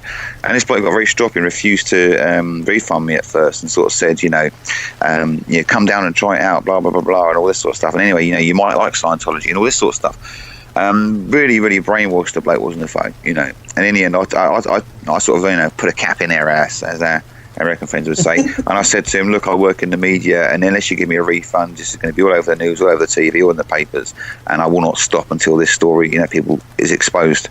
Okay, I said, do a refund for you, you know. Took them a few days, but they did give me a refund in the end. But yeah, really creepy. And if you look at some of the pictures of the rooms, the house itself, and people have holidays, but it's like a horror film. I mean, if you really want a creepy weekend, it's the wrong type of creepy, you know what I mean? But yeah, all the reviews on it are horrendous. I'm getting like a swingers vibe from it, from what you're telling me. Yeah, that sort of vibe, do you know what I mean? and the drinks being spiked and all this, you know, like a human centipede downstairs and all that. But it was just weird, you know. I mean, Scientology's not saying it interests me, but I don't like any religion that's hard sell. You know, if you want to believe it, fine. If I talk to you and ask you about it, tell me about it, but don't knock on my fucking door and tell me I should follow what you believe in, you know. But going on holiday and having that sort of, you know, exposure. That's not what you need, is it? No, that's not good. I mean, I can honestly say at Cracker Barrel, all I did shove down my throat was the food, which was very good. So I didn't have any religion forced down my throat, but there was religion. I got the religion vibe was there. You know, the people who are very religious give off a kind of, I think it must be something to do with an aura. It's an aura that reacts with someone who is complete heathen like myself. Yeah. And it's a reaction, and you feel it. You definitely feel it there straight away. And and it's funny you should say that. Yeah. There's this mate, he was a friend of mine, you know, a very good friend of mine. I was the best man at his wedding and everything like this, you know. And he was kind of spiritual, and his wife used to go on these retreats, you know, holistic retreats, holding crystals and everything else. Great. But he went for a bit of a rough time in his life, do you know what I mean? I think he lost his job, he had some operation, I think, on his waterworks, a bit down and all that. And he seemed all right, but suddenly I didn't see him for about a month. And when I saw him, he seemed very spaced out, very weird. Do you know what I mean? Very different sort of vibe to him. He's still being friendly, but very much overly nice. Yeah, but nice, but false. You know, I know the vibe you mean. Sort of like, you know, yes, everything's great, bless you, wonderful to see you. But there was something like odd about the way he was talking and a bit of a glazed expression. And as he's round, as I do, you know, I've got a new Ouija board. I was quite pleased with. I said, "Oh, look at this! I got this last week. I don't want to see anything like that." And I thought, hang on a minute. For the last year, he's been looking at this stuff and fascinated by it. Don't put it away. I don't want anything like that near me, he said. Turned out that he'd become a born-again Christian. And what happened is he was never religious before. He's very much an atheist or stroke atheist verging on, you know, more spiritual New Age, you know. And his wife was very much into New Age stuff as well. And I thought he'd been wandering about in the day, feeling a bit sorry for himself. And these happy clappers had come up to him and said, "Oh, come along to us. Come on, we'll give you a cup of tea, have a cake, come in." And he thought, blimey, I feel I've got friends here. These people understand me. And they sort of brainwashed him a bit. And he came home and told his wife how wonderful it was. She was sceptical. She went along to it. And they're both now committed Christians. And they describe themselves in their Facebook profiles as Christian. He said, "I'm a Christian husband and father," in that order. And she's got a Christian, you know, wife, mother in that order. She puts on there. And there's his musical taste used to be things like Frank Zappa and, do you know what I mean, Morrissey and stuff like that. And now it's all eradicated. It's all these like Christian bands, you know what I mean, and stuff like that. And his film taste used to be like David Lynch and what's the other geezer? What's the other? I can't remember his name now. Who's the geezer who did all the Batman and all this? Edward Scissorhands. Yeah, Tim Burton. Tim Burton, yeah. Massive Tim Burton fan, big Tim Burton fan in the Hammer films. Now it's all like Jesus of Nazareth and stuff like that on there. You know, it's completely changed him as a person. It's like his whole soul had been wrenched out, like reprogrammed, and deprogrammed. Yeah, he's completely brainwashed. And last time I spoke to him, ironically, he still sort of saying to me about God bless you and all this sort of stuff, you know. And I said to him, I only text him or speak to him on New Year's Eve. I say Happy New Year. How's your year been? He said, well, you know, we've been praying to God, going to church, but there's a big flood it wrecked our house. Right, we've had to move out of our house and take what possessions we've got left to a rented place, to another area, and we're fighting with the insurance company to get all the money back of the stuff it wrecked. We wrecked all the television, all the furniture, everything else. And I thought, well, you've been praying all year. Surely God should protect you. There's me, pissing about with Ouija boards and talking to spirits, and it hasn't happened to me. You know what I mean? It's happened to you who prays to God every day. So there you go. It is. Satan is the way. It is. I think. Yeah. Well, being complete heathen, I think, is probably the way, because then you've got nothing to lose, and definitely, yeah. You only directly report to other people around you. So you're living for now, not living for what happens next. So I think that's the strange distortion, isn't it? That where we used to have spiritual experiences based on actual interaction with the reality that you are physically in and attached to, that these monotheistic religious systems are a little bit distorting when it comes to your consciousness, because they demand that you believe, that you have faith, and faith is intangible. So you have to have faith in the randomness of the universe without any template to understand how it works. So, Freddie, you're quite right. How can one person pray to God and he shits on them, and the other person prays to God and he's just like, gets everything they've asked for? So lottery. It's a little bit hit and miss. So it is. Both, but I think designing things on faith has confused a lot of people. And I think that's that distortion in the consciousness, which, for me, understanding this, how your subconscious mind is the reality around you, is the elements around you, then why would you negate all that and try and fathom out something so utterly intangible, and vague? Now, people say they hear the voice of God, and the big man upstairs has spoken to them. Well, how would you discern that? Maybe it was your own higher self. Maybe it was a voice from your subconscious. Maybe there is something out there that's being used to... maybe it's schizophrenia. Yeah, exactly.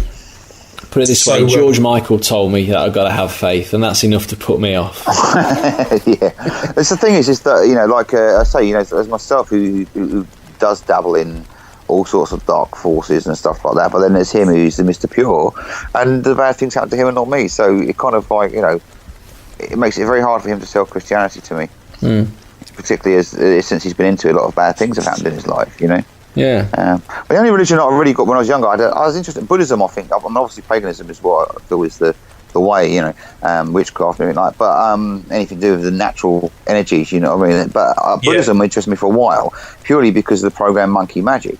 And I was kind of... Oh, well, of course, yeah, because I went along to a Buddhist place, and this is when I was quite young, and I went along to karate classes, and I thought I'd be flying on a cloud and all this sort of stuff. I've seen it on telly. As far as I was concerned, it was real, and it was very disappointing. It was all about meditating and that, and I thought, well, I want to do all the kung fu stuff, what you taught me, all that sort of, like Monkey does, backflips, flying on clouds, fighting demons.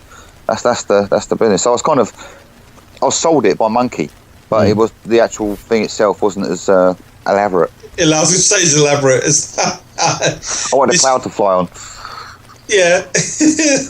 I think religion is one of those subjects that you could easily while the whole evening away on dabbling in religions and reasons why you don't or you do. It's such a complex subject, and obviously, my wife is she wanted the kids christened, and she's a Christian, and it's one of the things, like a close member of our family is actually dying of terminal cancer, and because of that they've actually started carrying a Bible around with them all the time, and I just feel like fucking holding them and saying, if there was a God, would he let a 40-year-old woman with a young child die of fucking cancer? And then you'd get some religious nutcase turn around and say, well, that is a gift from God in some way or the other. And it just really just winds me up. I met a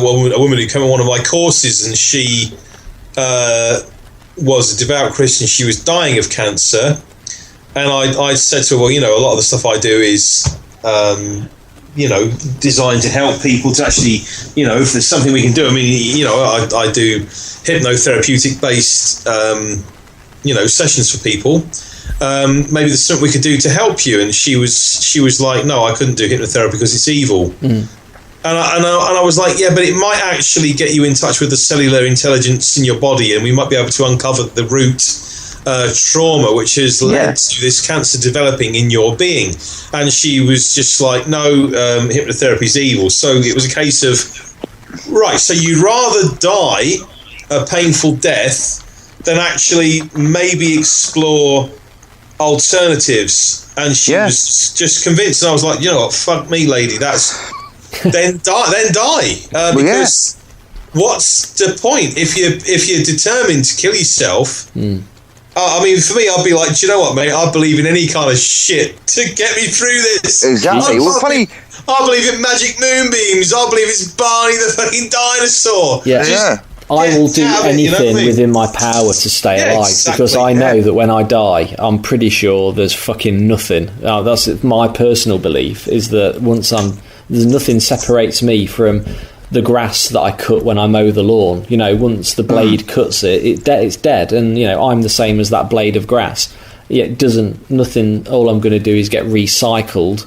In terms of my component elements and consciousness. And that is it. And for me, that is it. And I will try absolutely anything. If touch wood, it never happens. But if I do get to a point where I've been given a death sentence, I'll fucking try anything. You know what I mean? I'll try the human centipede, fucking anything.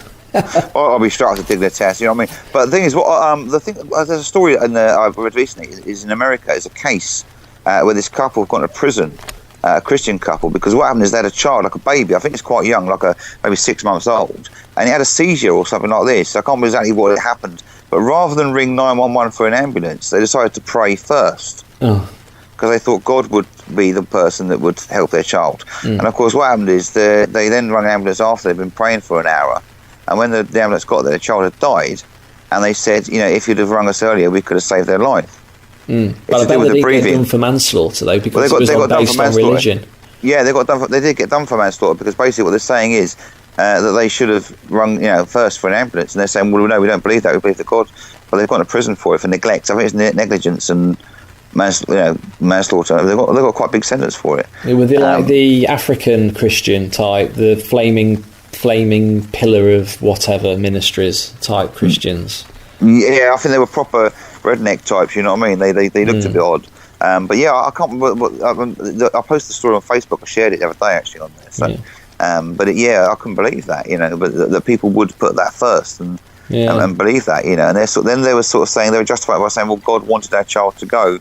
They weren't destined to be on this world for very long. Jeez. So they were making excuses for themselves. And I think things like that are a bit wacko. For me, it's actually risky life. Yeah, and when you can actually, use that kind of fallback to justify anything and everything that you do, it's almost like okay, but that's not really a founded argument. But it's a case, isn't it? We come across people in life who pertain to follow a particular religion, and there's good ones and bad ones, and I've definitely met so many truly, genuinely spiritual people, beautiful people who've followed Islam or followed Christianity, and they're just genuinely good people. And I think that's the thing, that spiritual people are spiritual people, and it doesn't really matter.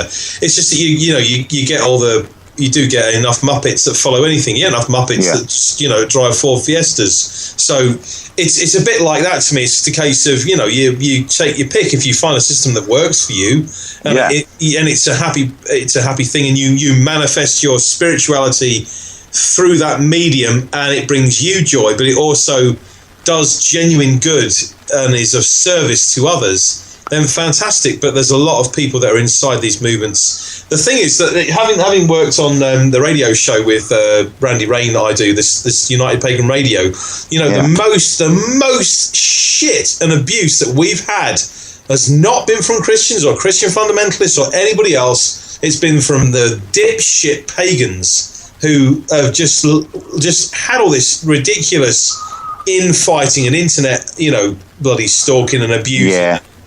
Honestly, fuck them. When it's all about United Pagan Radio, it's supposed to be about creating unity in the pagan community, and all they want to do is stab us in the back all the time. We're now no longer allowed to mention Llewellyn books, and I was like, well, fuck them, because Llewellyn is a Welsh name, it's a Welsh word, so I'm going to mention it, because guess what, I live in Wales, you can't stop me saying that bloody word. But it's all just what a load of bollocks. But it's all because of people and their small-mindedness. So they're out there wearing their crushed velvet and their big pentacles, acting like twats, and you just think, you know what, guys, you know better than anybody.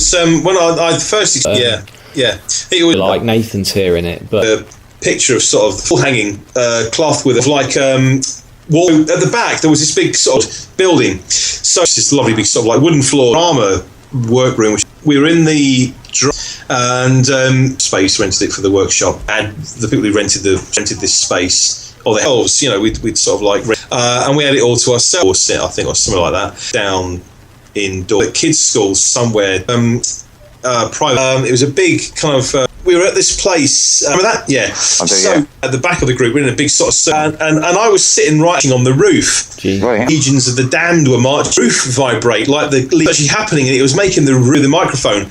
Well, that was what you're picking up through the oscillation you're to it, and about halfway into energy going on, the voice creates the kind of third. And so, of course, the power of the human one note, half the group doing the other notes. Half the group doing the Devil's Interval. It was sort of anyway. So we started doing all kinds of stuff with books, table, face of Jesus on it, just in black and white. Anyway, and as that happened, I can feel it. So I just went, oh no, just like that coming through that port. It was the Ark of the Covenant. It was just the end. These stream out of the start. Yes. When all the Harrison Ford Raiders of the Lost. What's he called? The original. Remember when they open like a portal, and you that face of Christ. I felt and I felt when I was on a chair at the back. Some people were seated on, and I was sort of. There was about 50 people.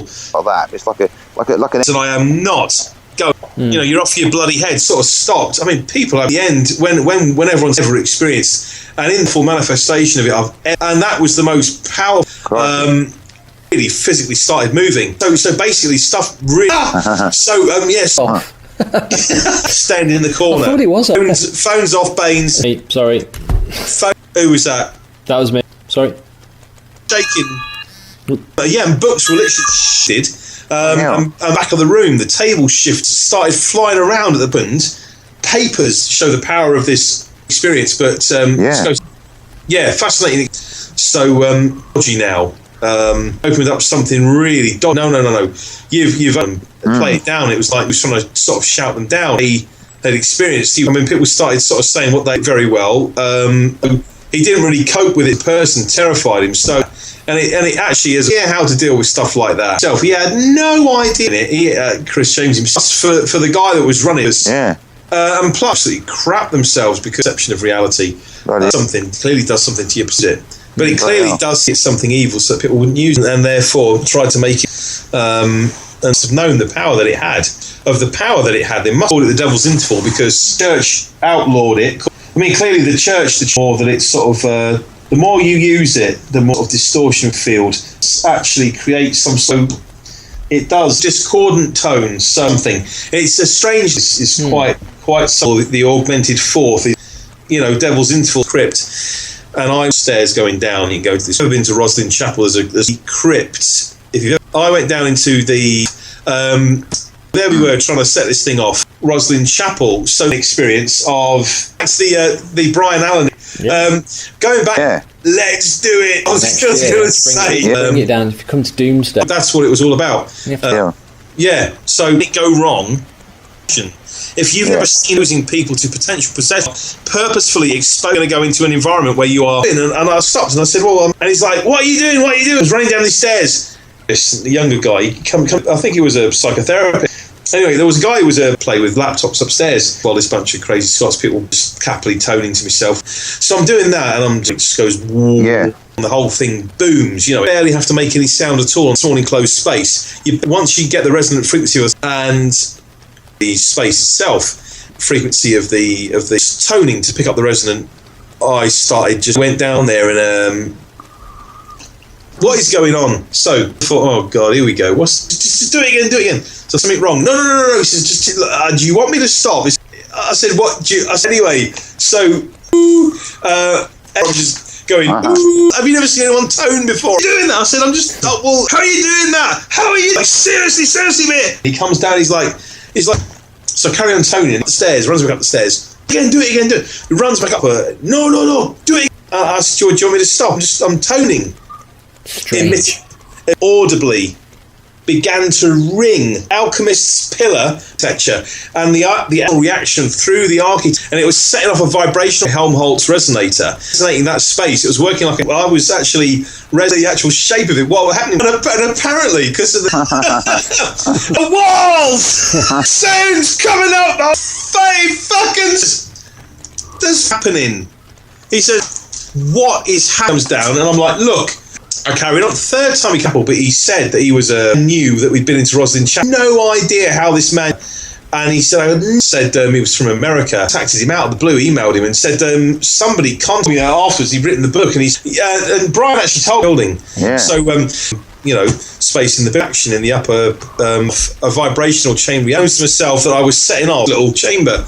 I'm in out and going ooh in this and that, and I'm like, well, I'm just opening. Kept coming down, going, how are you doing shit out of them? So that's why it scared the emitting sound from it, because I said, if you think I'm getting off, and actually I stepped away. It's like energy is never fun, but coming across, contacting on purpose, of my own experiences of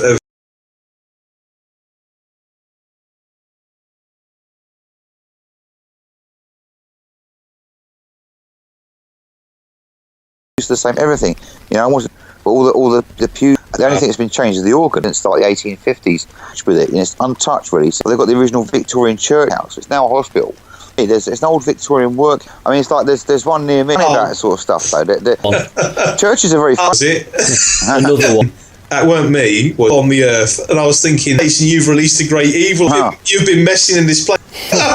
You've released a great evil of some kind, and he said you've released some sort of church of head of some. It's got a kind of hole, and I think it's kind of I mean, I know they don't serve alcohol when you was in there, and weird churchy vibe. Yeah. Did you get like a?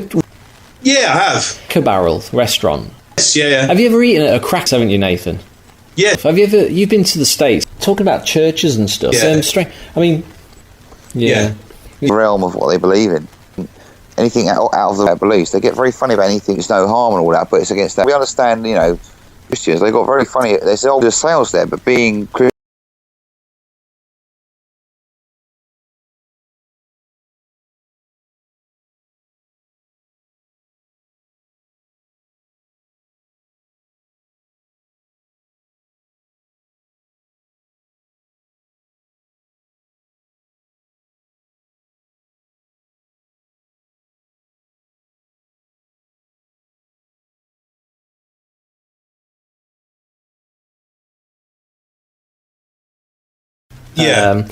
Quite friendly.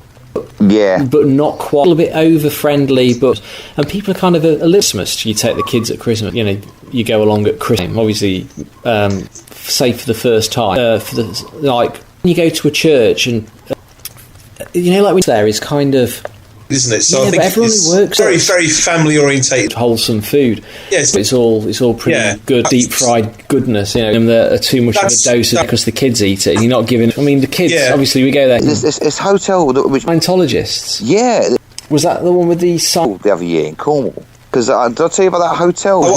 Where did you say that? Me in the car park, but it dragged me out and burned. So yeah, Witch City T-shirt on with my Salem. We kind of frowned upon me a bit because I went in. I was frowned. I got and friend apparently, and he's friendly with the bloke who owns it, but just his friend, who's apparently very camp and and they've got a resident artist there, Eastern European wife. And it's owned by this bloke who's quite rich. What's weird about it is when you arrive there, nasty on me, but to say cult them, their religion. I want to get you into for Scientologists to try to. Apparently, it's a front to it. And reading the reviews on TripAdvisor, And looking into why has it got that there? Hotel Scientology, it's in Tazewell, Camelot Castle, Cornwall, Camelot Castle Hotel. Wrong type of creepy. You know? It's the creepy weekend. I mean, if you really want to, but it's like a horror film. The house itself, and people have horror. Look at some of the pictures of the rooms; they're really creepy. And if you, but yeah, took a few. They did give me a refund, any fun for you, you know. Okay, I said the story, you know, people is exposed, and I will not stop until this is over the TV or in the papers. Refund is going to be all over the news, on the media, and unless you give me a refund. And I said to him, look, I work in there. American friends would say, you know, put a cap in their ass. And I sort of exposed to everything on holiday and having that sort of, you know, but go follow what you believe. Fucking door and tell me I should tell me about it, but don't knock on mine. If I talk to you and ask you, if you want to believe it, hard sell. You know, I don't like any religion that's. Sorry, not saying it interests me, but it's weird. You know, I mean, I don't. But it was just in a downstairs and all that place and all this, you know, a human being and the drinks being. Yeah, it had that sort of vibe. Do you know what I mean? Vibe from what you like a swingers vibe. Reviews on it are horrendous. Okay. You know what I mean? But yeah, all the way, and it's funny to feel it there straight, and you feel it. You definitely, and it's a reaction. Heathen like myself. Who is complete reacts with someone who aura. It's an aura that I think it must be something to do with it. All religious give off a kind of people who are very was there. You know, the religion vibe. I've got the throat, but there was religion forced down my throat. Good. So I didn't have any in my throat. Was the food, which was very Cracker Barrel. All I did shove down. No. I mean, I can honestly say it. No, that's not. It wasn't a fight, you know, and then really brainwashed up and all this sort of stuff. Anyway, you know, you might like Scientology, blah blah blah blah, and all this sort of stuff. And you come down and try it out, and sort of said, you know, more spiritual, atheist verging on. He's very much an atheist or straight. And what happened is he was never religious before being Christian. It turned out that he'd become a born again near me. He said, "Don't put it away. I don't need it. I don't want anything like that." I'm fascinated by it. He's been looking at this. Hang on a minute. For the last year, I don't want to see anything like that. Don't. I thought this. I got this last week. I was quite pleased with it. I said, "How would I do? You know, I've got a new Ouija board. I've got an as-I impression." And as he's round, he was talking and a bit of a glazed, something like odd about the way. Bless you, wonderful to see you. But there was sort of like yes, everything's great. He said, "I'm Christian profiles as and they describe themselves on their Facebook. They're both now committed Christians. Belong to it." And it was. She was sceptical. She went a little bit, and he came home, told his wife how one, and they sort of brainwashed him. These people will understand me. But I mean, I feel I've got friends here. Have a cake, come in. And he thought, "Come to us. Come on, we'll give you a cup of tea." Up to him, and said, "Oh, come along." And he's happy clappers. A kind of bit sorry for himself. He'd been wandering about in the day, stuff as well. And I feel, and his wife was very much into New Age, you know, and all this Edward Scissorhands. Who's the geezer who did all the Batman? I can't remember his name now. What's the other geezer? David Lynch and like that. And his film taste used to be like bands, you know what I mean? And stuff like all like Christian stuff like that. And now it's all eradicated. And, do you know what I mean? Morrissey and stuff. Taste used to be things like Frank Zappa. She puts on there. And there's his musical, you know, wife, mother in that order. Got Christian in that order. And she's husband and father. But the false, you know, I know what the vibe you mean. Overly nice, yeah, but nice, friendly, but very much. How's your year been? He said, well, you know, I say Happy New Year. How on New Year's Eve? I only text him or speak to him, or, you know. And I said to him, God bless you and all this sort of stuff. Ironically, he still sort of saying to me back. Last time I spoke to him, he's completely brainwashed and deprogrammed, yeah. Like reprogrammed. And his whole soul had been wrenched out. He changed him as a person. It's like that on there. You know, it's completely. It's all like Jesus of Nazareth and stuff. Burton fan in the Hammer films. Now, massive Tim Burton fan. Big Tim Burton, yeah. Tim Burton.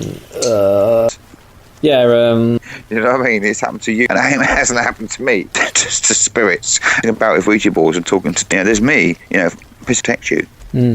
Praying all year. Surely God should put it else. I thought, well, you've been television, all the furniture, get back all the stuff we wrecked. We wrecked to you know, get all the money with the insurance company. And we're fighting in another area, left to a rented place, you know, and take what possessions we've got left. Move out of our house, right? We've had to blood. It wrecked our house, but there's a big. We've been praying to God, going to church. Interaction with the reality experience is based on actual. Used to have spiritual that where we use distortion, isn't it? So I think that's the strength. Live in for what happens next. You live in for now, not around you. You know, so they report to other people. Definitely, yeah. You only directly got nothing to lose, and because then you then I think is probably the way. Complete heathen. I think, yeah. Well, it is. I think it is. Satan is the one. There you go. who prays to God every day. So prays to God and he shits on them. Right, how can one person pray? So, Freddie, you're quite right plate to understand how it works. The universe without any tenderness of so you have to have faith is intangible. And faith believe that you have faith. Demand that you consciousness, because they a bit distorting when it comes to your car, a little systems, monotheistic, religious that these attached to that you are physically different sort of vibe to him. He's still being very weird. Do you know what I mean? When I saw him, he seemed very spaced out a month. Why would you negate all that? It's the elements around you. Then the reality around you is mind, is understanding this, how you subconsciously, for me, portion in the consciousness, which that's this distortion, and I think that a lot of people confuse a lot of things on faith but I think designing it is both hit and miss. It's a little bit lottery. Gets everything they've got, and he's just like.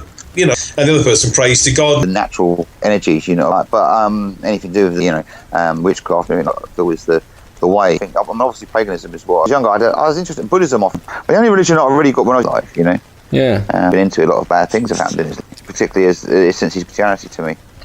It makes it very hard for him to sell kind of like, things happen to him and not me, so it's pure. And the bad part of that, but then there's him who's the Mr. Sorts of dark forces and stuff, does dabble in all stuff who like I say, it's the thing is that stuff what you taught me, all that sort of and I thought, well, I want to do with a kung fu scene. It's all about meditating and that, and it was very disappointing. As far as I was concerned, it was real. I've seen it on telly, it's a cloud and all this sort of stuff, lighty glasses, and I thought I'd be flying on it quite young, and I went along to Karate Buddhist place, and because I went along to of course, Buddhism, and I was kind of the program Monkey Magic to me for a while, purely because Buddhism we just have faith, and that's enough to put me. Michael told me that I've got to put it this way. Exactly. Reasons why, and dabbling in religion on while the whole evening away, you could easily subjects that I think religion is one of those to fly on. I want a cloud. This is elaborate. Elaborate. The actual thing itself wasn't as funky, but it was I was sold it by that's the business. So I was kind of fighting demons. That's flips flying on clouds, like Monkey does. Maybe it's schizophrenia. If there was a God saying, I feel like fucking holding them, and I just the Bible around with them all the time. Actually started carrying answer, and because of that, they've actually dying of terminal cancer. A member of our family is actually a close mate. It's one of the things like her, and Christian, and it's christened, and she's she wanted the kid. My wife is obviously, and complex subject, such a you don't or you do. It's a lot of the stuff I do is, and I said to her, of cancer, as a devout Christian, she was dying, and she. A woman who came on one of my courses. I met a woman. He really just whines. It's just it just really at the other end. From God in some way. Well, that is a gift from nutcase turn around and say, and you'd get some religious fucking cancer, and a young child, dark woman with a 40-year-old, would he let a hypnotherapy's evil? So he was just like, no, your being, and she's this cancer developing in beams. I believe it's Barney.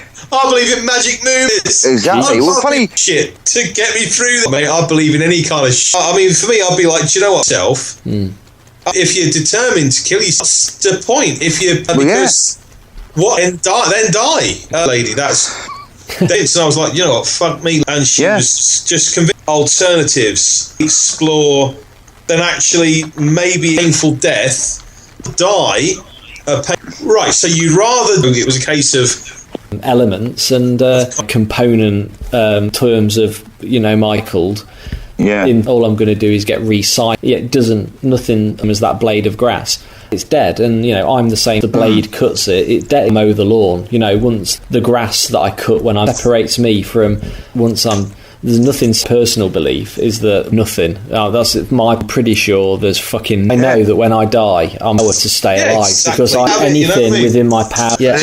I will do the fucking dinosaur. Is that a child, like a baby? I think it's a Christian couple, because what happens? Couple have gone to prison. There's a case With I've read recently is in America. I think there's a story in there. I mean, but the thing is, I'll be straight to dig the test. Fucking anything. Try the human centipede. I mean, I'll fucking try anything. You know, a death sentence. I've been given if I do get to a point where, if touch wood, it never happens, but absolutely anything. I will try. For me, that is it, and that is it. You know, consciousness. And that. So then they were sort of saying they were justified and believe that, you know, and they would put that first and believe that, you know, but the people. I couldn't read it the other day actually on there. So I posted the story on Facebook. I can't remember. They looked a bit odd, but redneck types. You know what I mean? They I think they were proper like Christians, whatever ministries. It's a flaming pillar of like the flaming. The African Christian type for it. Were they like the slaughter? They've got quite big sentence. I think it's negligence, but they've gone to prison for it for neglect. You know, we come across people, but it's a gay founded argument. That's not really, but you know, like okay, it's almost like anything and everything that you fall back to justify it, use that kind of. You know, and when you can actually risk your life, get wacko, you know, for me. So I think things like that, people are making excuses for themselves, you know, for very long. Jeez. So they weren't destined to be on this go. They were saying, well, God wanted our child. You think, enough Muppets that you get enough Muppets that follow, and you get all the. You do that. It's just that you know, people, and it doesn't really matter that spiritual people are spiritual people, and I think that's the thing, that they're just genuinely good people, follow Christianity and Islam, who've you know, followed beautiful people, genuinely spiritual people. Many truly, I've definitely met. So there's good ones and bad ones, and and the particular religion pertains to follow who people. In life, this United Pagan Radio, Randy Rain that I do, this the radio show with. So having worked on these movements, the thing is, there's a lot of people that are inside them fantastic, but is of service to others, genuine good, and also does, and it brings you joy. But through that medium of spirituality thing, and you manifest your, and it's a happy for you. And if you find a system that works, if you know you take your pick. A bit like that to me. It's just a case of, so it's you know, drive Ford Fiestas. Us in the back is stab, and all they want to do in the pagan community is supposed to be about creating unity and about United Pagan Radio. Fuck them, you know. When it's all honestly bloody stalking and abusing and internet, you know, infighting, had all this ridiculous of just pagans who, from the dipshit anybody else, it's been Christians or Christian fundamentalists, or has not been from Christian abuse that we've had. Most shit, you know, we were at this place, it was a big kind of private kids school somewhere down in Dorset, I think, or something like that, and we had it all to ourselves. You know, we'd sort of like rented this space, or they had, the people who rented the space rented it for the workshop, and we were in the drama workroom, which is this lovely big sort of like wooden floored building. So at the back there was this big sort of like wall hanging cloth with a picture of sort of like Nathan's here in it, but I can feel it. Anyway, and as that had face of Jesus on it, just in black and white, books, tables, all kinds of stuff, we were sort of, anyway, so we started doing the Devil's Interval. Half the group doing one note, half the group doing the other note. So of course the power of the human voice creates the kind of third energy going on. And about halfway into it, the oscillation you're picking up through the microphone, well, that was actually happening, and it was making the roof vibrate, like the legions of the damned were marching on the roof. Right. And I am not going like that. It's like an. There was about 50 people, and I was sort of, some people were seated on the floor, and I was on a chair at the back. And I felt that face of Christ open like a portal. And you remember when the original Temporarily, and I've had a little insight, and now I'm back. I feel a bit more chilled out. Yeah. So you know, that's probably the same principle. Yeah. I reckon we better do the 14 Oracle soon, haven't we? Because we've literally got a whole show here already, haven't we? We have. I mean, I'm looking at my a recorder now, and we're at 2 hours and 24 minutes already. Mental, isn't it? That's crazy, isn't it? Can you believe that? Time has flown by with another alternate reality, but it seems like we've been there for half an hour. Yeah, well, it's the old kind of, it's the thing that people like. It's like flow. Yeah, eavesdropping on a conversation down the pub as three strange chaps talk about everything from robots taking over the world to DMT to you name it. We've spoken about it. I've kind of lost track of what we've actually spoken about. I know, it's covered everything, I think. And there hasn't been one moment where anybody was a bit quiet, shuffly, or a little bit awkward. No. You went off to get your tuning forks, and I had to sort of. But everyone in the pub is like listening over. Do you know what I mean? They're looking over their shoulders and thinking, "What are they talking about?" I think by now they've probably dragged their stools over and they've crowded round. Joined in. Trying to get a bit closer to catch what's going on. Do you know what I mean? That all been ejected from the pub because they think there's too much for them. Well, the pub's closed now, so I think it's actually a lock-in. We're actually in a lock-in. Yeah. It's a lock-in. We are in a metaphysical lock-in. That's it. Group actually. We'll take a short break. We're going to take a short break, a quick breather, and we'll be back shortly. A naked American man stole my balloon. I'm a werewolf.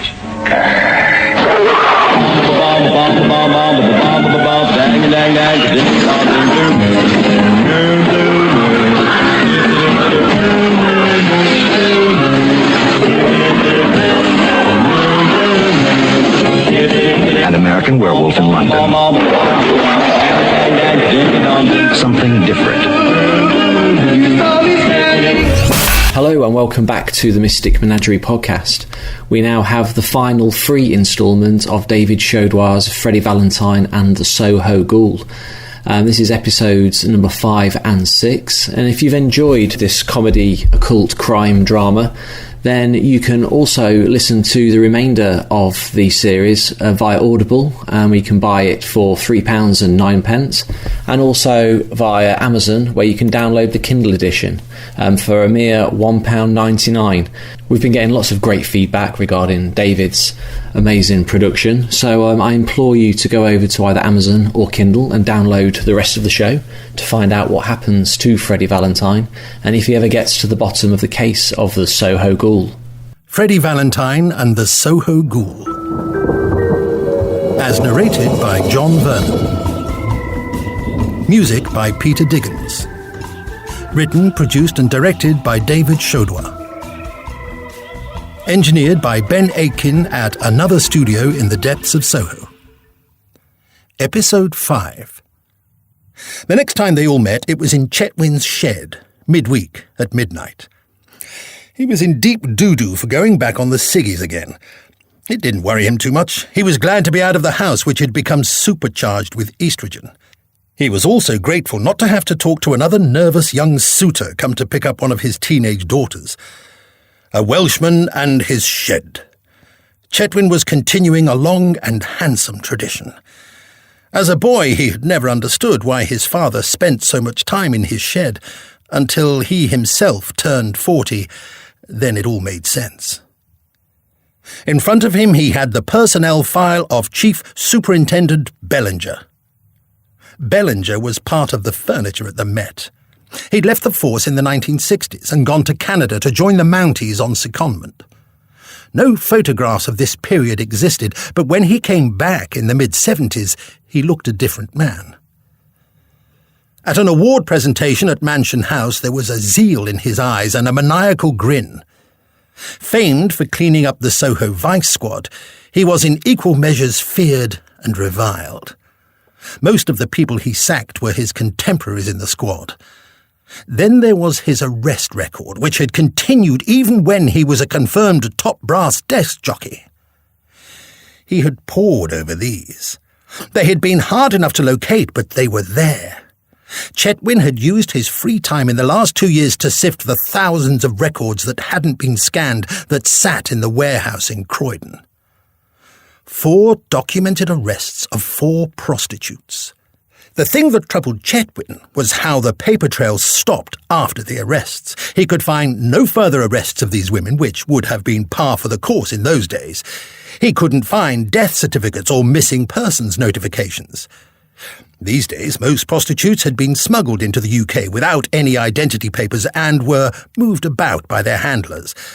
But these 4 women had English names, and in the mid-70s and 80s things were different. There would have been a paper trail, but it went dead. Then there was the CCTV image that he couldn't get out of his head. It was late, 11:32 to be precise, and he was calling it a day after completing his paperwork on a fatal drunken stabbing. He was talking to the desk sergeant, and out of the corner of his eye, he saw it. The woman, legs thrashing, 3 foot off the ground. First of all, he was mesmerized. Then he saw that she was punching, scratching, flailing at something unseen. He grabbed the keys and ran to the cells. He ran down the corridor and rounded the bend. He very nearly knocked Bellinger over, who was walking briskly, adjusting his collar. Chetwynd burst into the cell to see the woman on the floor, an Albanian woman with heavy makeup and cheap jewellery. She was screaming and shouting in her mother tongue. She grabbed Chetwynd and clung onto him like a drowning man grabbing a drifting log. She shook and wept. Half an hour later, and he couldn't leave the room without her grabbing onto him, shrieking, the only intelligible English being, "No, leave alone, please! No, leave alone! Monster!" over and over. He rang the desk sergeant from his mobile and got him to bring her arrest sheet. It was a relatively minor offence, living off immoral earnings that she'd been picked up for. She was only collecting for the Albanian mafia. He saw Bellinger in his mind's eye, adjusting his collar, turning his head, turning away, hiding the side of his face, perhaps. He let her go and she ran. She wouldn't take a taxi, and once she knew she was free to go, she ran from the building, dropping her purse and not even turning to pick it up. She ran, her eyes on stalks, into the night. What the hell was Bellinger doing down by the cells at that time of night? He later replayed the tape, and his eyes weren't deceiving him. A woman backing away from an unseen adversary, screaming and shouting, then being lifted into the air by her throat, trying to thrash at whatever was in the cell. Then she was flung against the wall, and lifted again, then dropped again. He saw himself rushing into the room. About 8 seconds had passed between her falling to the floor and his bursting in. He kept the tape, even though he now had nothing to play it on. The station still had a VHS player, but it was in full view of the robbery task force office. Episode 6. Chetwynd had tried, but he couldn't find those wonderful Turkish cigarettes that Valentine had been smoking in any newsagent that he visited. Christ, all they stock these days is bland crap. Oh, where are the Piccadillys, Woodbines, Gitans? Maybe a pipe. I'm 44. Would that look too ridiculous?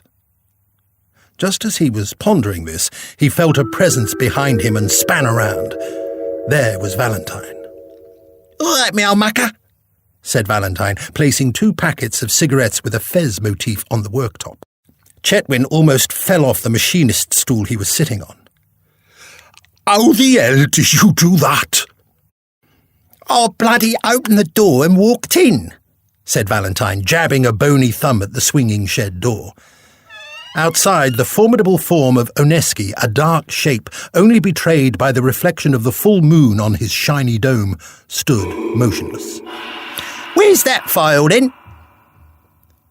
"Before I show you, you never did explain to me what a ghoul is." "Tell me what you think you saw on the closed-circuit monitor." "When?" "When you saw the prostitute flying against the wall." "How did you know she was a prostitute?" "Oh, seen a fair share of them in my time, Chetwynd. The slightly shabby clothes, the cheap perfume, the smell of fear, or the total absence thereof due to some kind of abuse, booze, smack or crack." "This you can see in your Polaroids?" Chetwynd suddenly stood upright as if bitten on the arse by a ferret. Chetwynd was out of the door like a man possessed. "My bowels!" he called as he ran across the short lawn to the Victorian terraced house and wrenched open a door. Valentine sat down on the machinist's stool and reached for his smokes. He lit one and placed his left hand on one of the files. "Come on, you fucker! Where are you?" The images came thick and fast. A woman chained to a bed without a mattress. The chief superintendent lifting a hammer and bringing it down on the woman's skull with full force.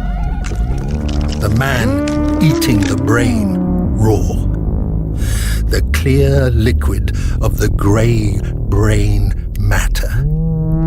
"Fucking hell!" Valentine exclaimed. He felt decidedly green around the gills. He tried to blot the images out, but they kept coming. Another woman chained to the bed. The hammer. The skull. The eating of the woman's brain. Freddie felt revulsion, anger, and fear. Chetwynd reappeared at the door of the shed as Freddie staggered out. "He's a fucking monster! He's a fucking ghoul, and he's on the prowl!" "What the hell are you talking about?" "Let's get in the motor and talk then. I don't think we have a lot of time."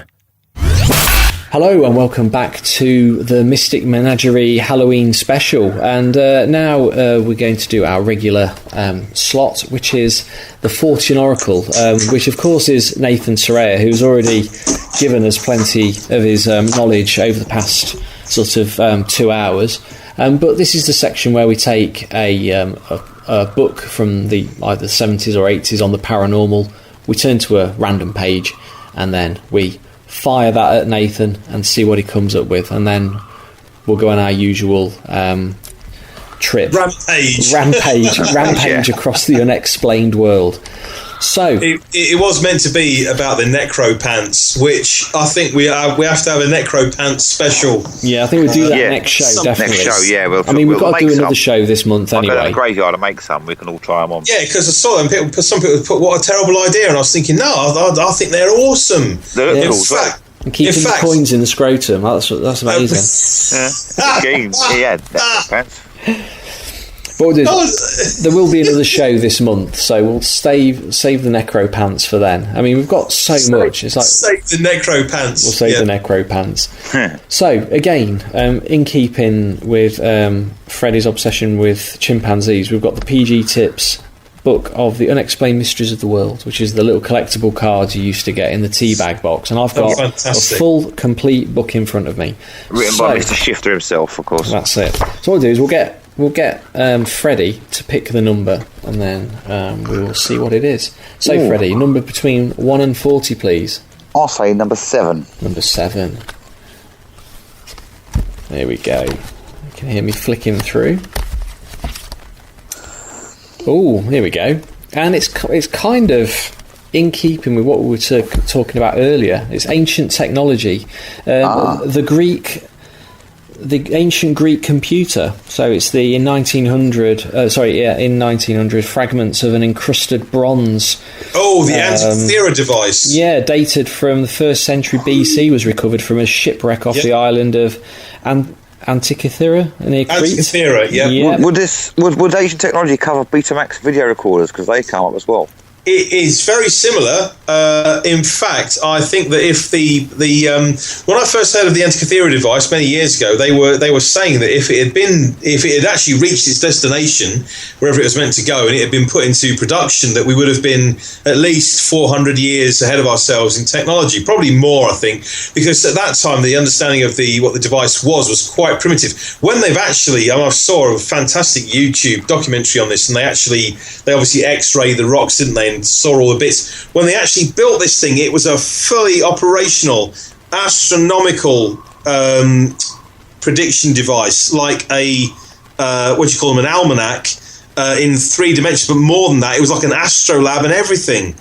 It was phenomenal. And so the question really that begs to be asked is, how did those people in what we consider to be very, very primitive technological times, how did they craft the components which were finer than a watch? Yeah, I know what Discovery Channel would say. Aliens. It is aliens, I reckon. Yeah.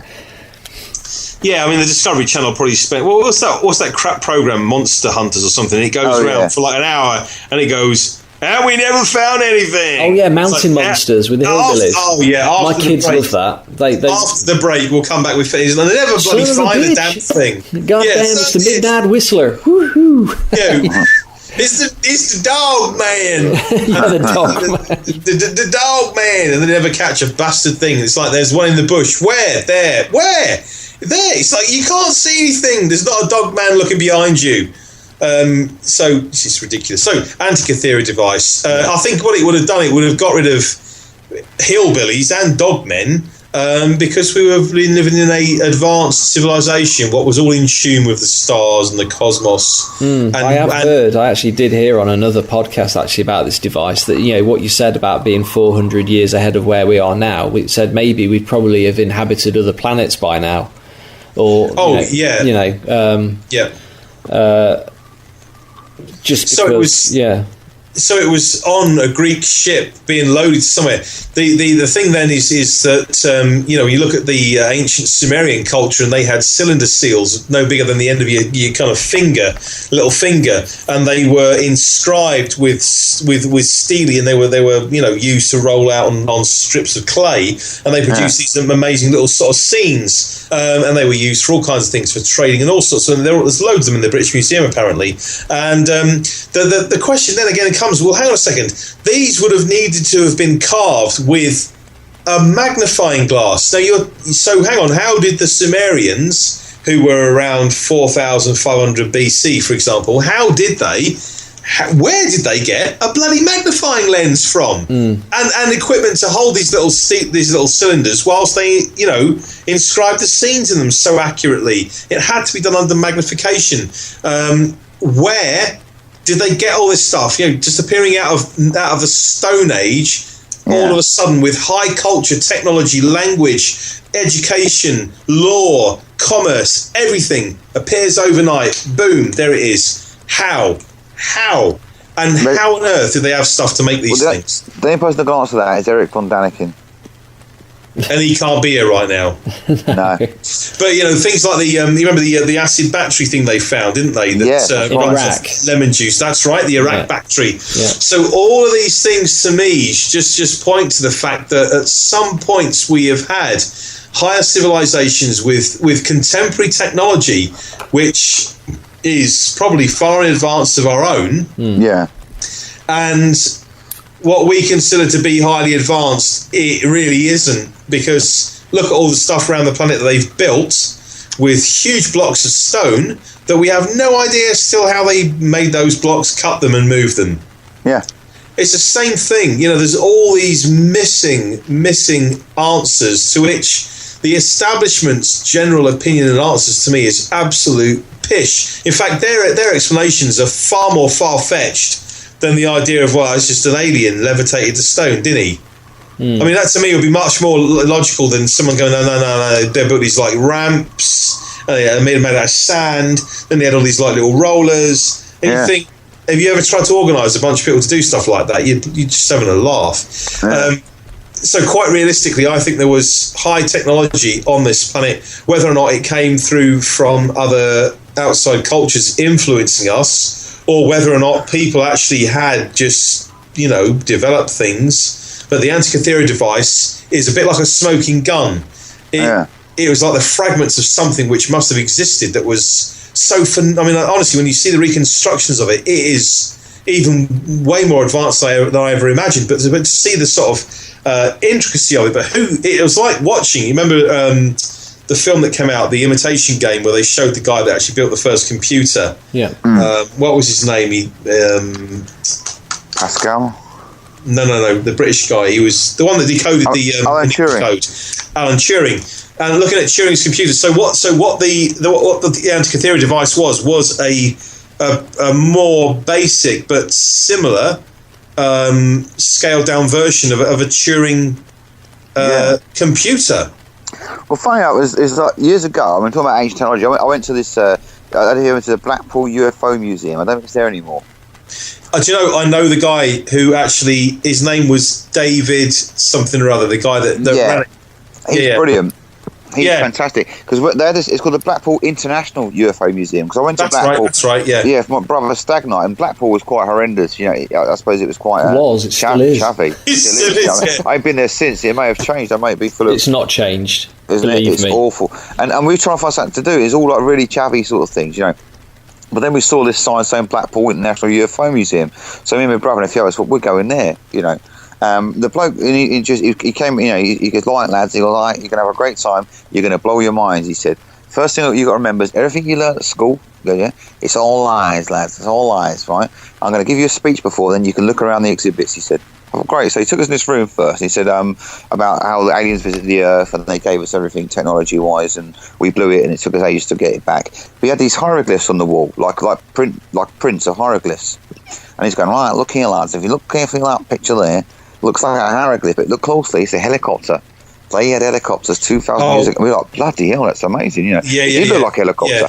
Then he sort of said, look at that there, you know, look at this, you know. You see that? It looks like he's got, you know, it's like a battery, doesn't it? He does look like a battery, you're right, you know. But then he got more stupid.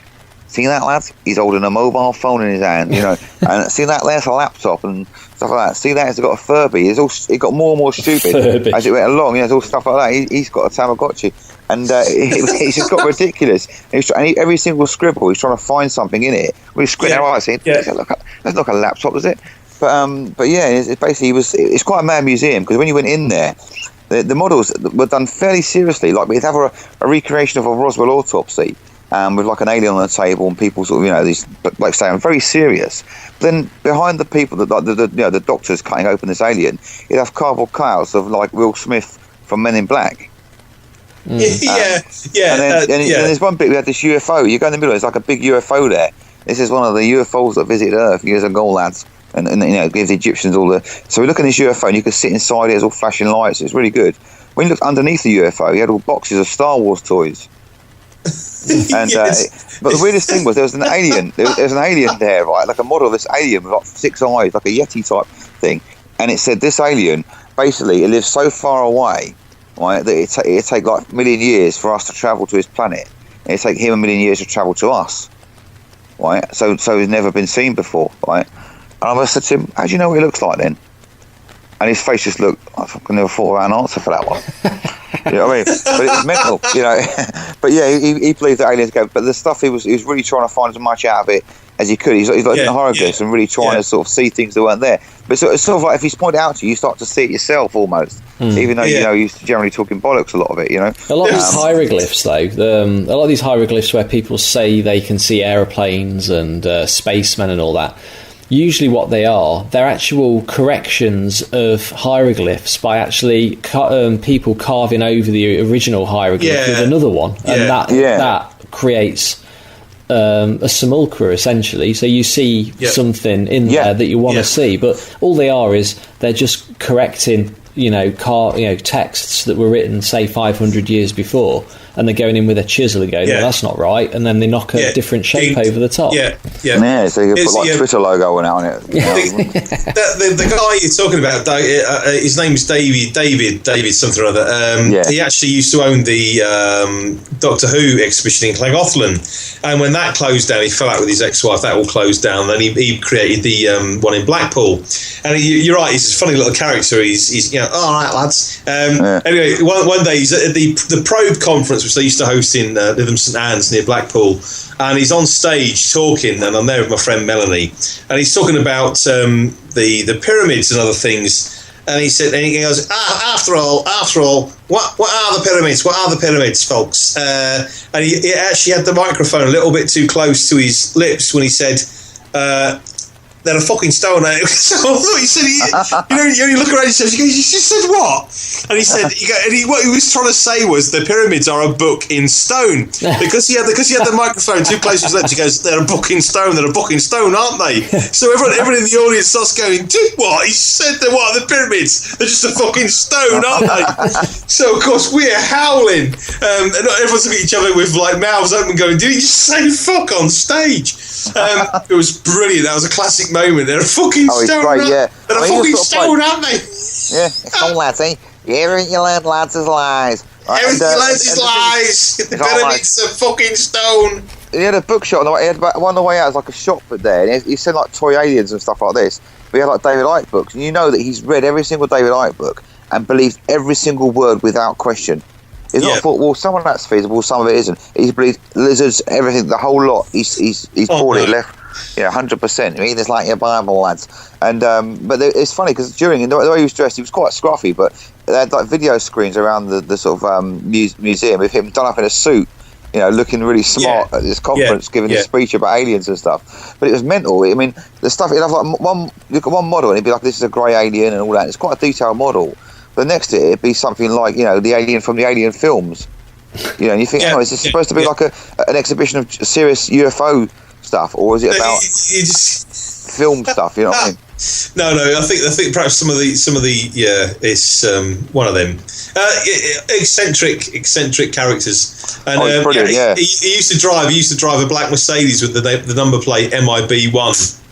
God! Oh, brilliant! No, he did. Seriously, I'm sure it was that. But if he's listening to the show, which is a high possibility it could be, as we're into the paranormal and the out there, then please drop us a line because we'd like to have you on the show as a guest. Yes, and tell us all about the museum and I mean, it's sad it's no longer there because it was brilliant. It was and there's a lot in there. When you go, it's like a TARDIS. It looks small outside, but we've been in there. We thought it was in there for an hour. It was in there about 4 hours. Yeah, it was like the Doctor Who exhibition was like that in Llangollen. Yeah, so just really interesting, fascinating things. But you get these characters that are very interesting entrepreneurs, and they have these fascinating ideas. It's really quite funny. So that was a bit of a blast from the past. Yeah, it's great. Yeah, the speech he gave. We weren't allowed to look around the exhibition until he'd given this big speech about how you've all been programmed by your schools, lads. It's all lies. You're going to have your minds blown. When you come out of here, you're going to be different people. It's all this sort of stuff, And it was hilarious, but it's great, a great day out. But it's also hilarious at the same time. No, it's a bit of a style of the probe conferences of the past of the Blackpool spiritual scene, isn't it, from Lancashire? Anyway, they had a guy. What was his name on this guy? He was such a Dex, and he's going around. He's got this thing called hypno disc, and it's all spinning on stage behind him, right? And he was like the sort of man that would wear a John Wayne belt buckle. So he's on stage, and he's got this woman going around going, now if you take a look at Dex now, you'll see him changing. He's transmogrifying, and he's standing on stage going, who am I? And then I'm like that. No, you're still yourself, just looking like you're straining really hard, but nothing is happening to you psychically. And they were sort of going, "Can you see him changing? Who is it?" And he's like, "I'm fucking Ronald Reagan, ain't it?"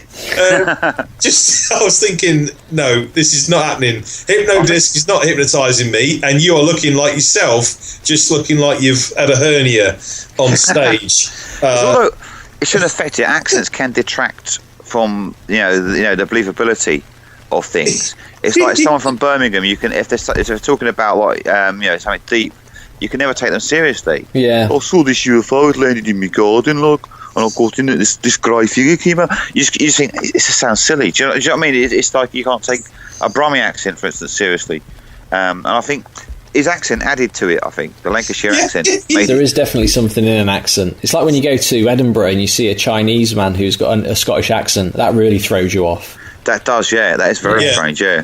It's like when you listen to a lot of the American podcasts and you hear someone from who's got like a deep South accent. Even though we're British, it's like the American version of the Brummie accent. It kind of discredits everything they're saying. So it does. Even if they're a professor, if they've got like the southern kind of like they're living out in the swamps kind of accent, you just can't take it seriously. And I think I told you as well, I was listening to a podcast and it was very interesting, but I had to turn it off in the end because the guy kept saying that he basically was saying that he'd had a liaison with somebody and he kept having these liaisons, but the way he said liaison was lazy on. So it was like, I was going out and I was having a lazy on, and I had this lazy on, and it was like going on, and I was just like, but like, if you said to someone in England you'd got a lazy on, for me it would mean you'd like got half an erection. I was going to say, yeah, he's got a semi-chub. I got lazy on. He was going about like this liaison with this guy who'd had like a close encounter of the fourth kind, but all I kept thinking of was him visiting this guy with like basically a touch on in his trousers. Semi-erect penis, yeah. I'll tell you something that did impress me though, because you know, I can't remember that song.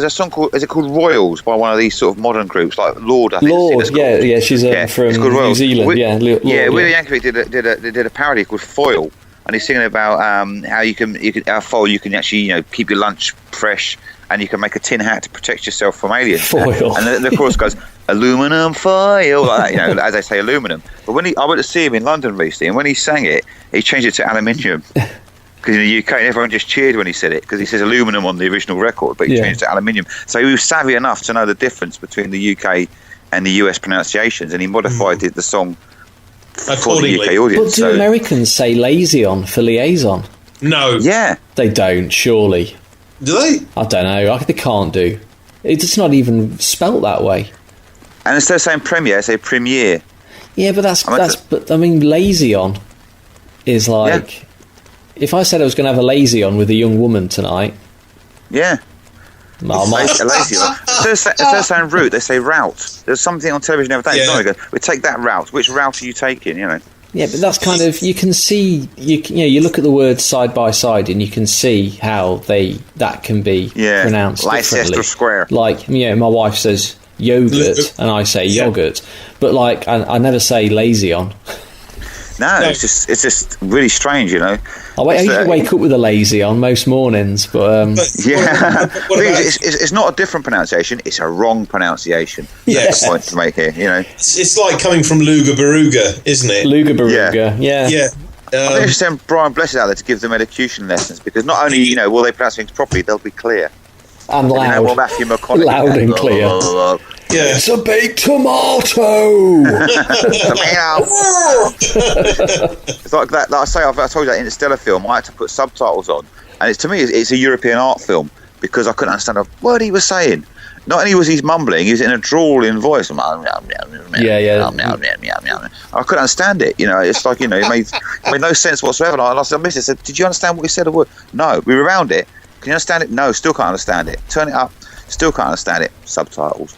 But then Michael Caine comes on, he's bloody clear. Every word is very clear, you can understand him. You get in the fucking spaceship and go up. Yeah. You're only supposed to blow their bloody doors off.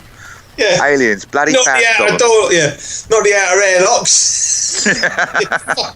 So we've that's what I call an actor. We've done our little tangent thing off the Antikythera device, but we're almost back into space, which brings me.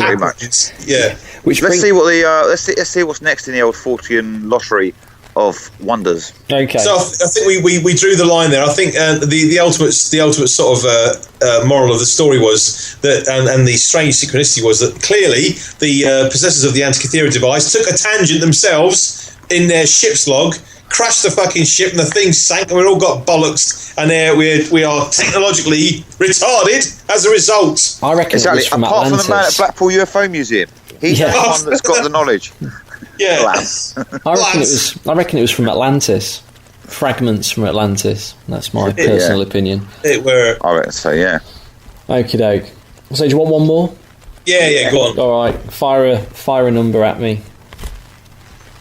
Is it my turn? Yeah, 17. Oh, I think, did we have 17 last time? We didn't, did we? Oh, sorry. No, okay. So, yeah, we've got in Michael Caine's rocket, right, with mumbling, whatever his name is. Mumbling Matthew McConaughey. Okay. We're going past Mars, and lo and behold, we see the Martian face as spotted by the Viking 1 orbiter in July 1976. Juicy! Beautiful. Juicy! So Yes. is there a face, or do the recent NASA images, have they been doctored to make it look like there's not a face? That's the question. The recent pictures of the face looks like the face that they went back and bombed the shit out of, so it didn't look like a face no more. It does. It does. Yes. The fascinating Richard C. Hoagland was the pioneer scientist who interpreted all the sort of film footage, and they started measuring the landscape, and they found this blew me away, because they found that the whole Cydonia complex, based from where the face is and all the kind of like, there's the tholus and there's the pyramids and there's five-sided this and there's spirally stuff, the whole place maps onto the Avebury complex in Wiltshire. Avebury and all the sites at Avebury, circles included, are a 1/200th scale reproduction of Cydonia on Mars, according to Richard Hoagland's research. And you can see the features in the landscape that they were showing. It's a reproduction of part of it, not all the Cydonia complex, but the part that maps onto Avebury. It maps. I've seen the footage of him mapping it over it, 1/200th scale, and that is like, wow. Yeah. So, what was going on there? What are the chances that an anomaly on a neighbouring planet would actually match something which is still physically visible on Earth to exact precision? What are the chances? There's absolutely no way, unless it was divisive. There isn't. Yes. I mean, if you look at those original photographs from the 70s, you can definitely see a face. But when you look at the high-res images, all those sort of key features that made it look like a face in the 70s are no longer there. And you're right, it does look like it's been altered in some way.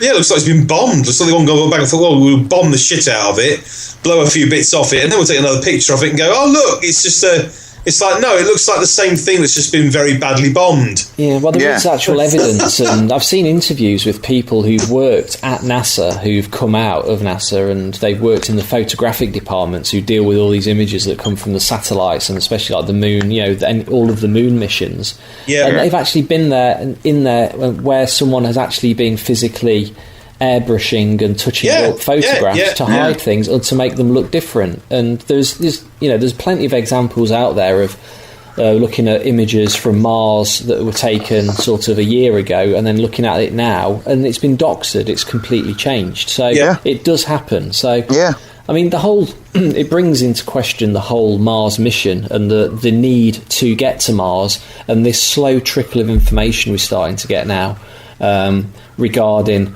finding water on Mars and realising that, there may be sort of microscopic organisms, or there were oceans at one point on Mars. It's almost like they have the information already, but they're releasing it in digestible drip chunks. feed. Drip feed. So by the time comes, I mean, we're going, in my opinion, we're going to Mars because there's something there that can only be dealt with via human interaction. And that is basically, they need someone to get out onto the Martian surface to physically look at something and say, that is exactly what we thought it was. There's lots of stories coming out about, bases on Mars underneath the surface. Things, people have been using technology to basically go up there, teleport, do whatever. Advanced technologies, stories coming back about people who've been absolutely terrified and traumatized about what they found under the surface there. It may be that there is something held in stasis that we don't know about. I think there's just, to me, a planet that's got no atmosphere has clearly had something really bad happen to it. Whatever that is, I think it was some kind of conflict. Part of me thinks that there's a good sort of thread of stories that says that the survivors from Mars ended up skipping planets, jumping onto Earth, and diluting the consciousness, affecting the consciousness here. That very, very masculine, polarized, control freak, negative consciousness is here. It's infiltrated here, and it's causing us all the problems we're seeing now. Because what we're seeing now, to me, is the manifestation of the dark side of the masculine consciousness. Definitely, although it's being slowly dissolved by the sort of like child energy very much so. But it's definitely that negative empire building, and it's always to do with the red energy. It's always there. Yeah. The British Empire, a lot of red on the map. We had the biggest empire, didn't we? Yeah, Labour Party. Yep, that's it. Party, yeah. It's all starting. I mean, so I did hear sorry to jump in there, but before I forget, because my brain's like a fucking sieve at the moment. But talking about it was destroyed maybe as part of some conflict, I did read that some nuclear physicist supposedly said that from the analysis of the atmosphere on Mars, there's actually atomic particles that are only created through artificial atomic fusion from weapons, from fallout essentially. So it was destroyed by nuclear war. Yeah, I've heard that before as well. Yeah. So what if they did that? They fucked up Mars basically to the point where it was completely uninhabitable.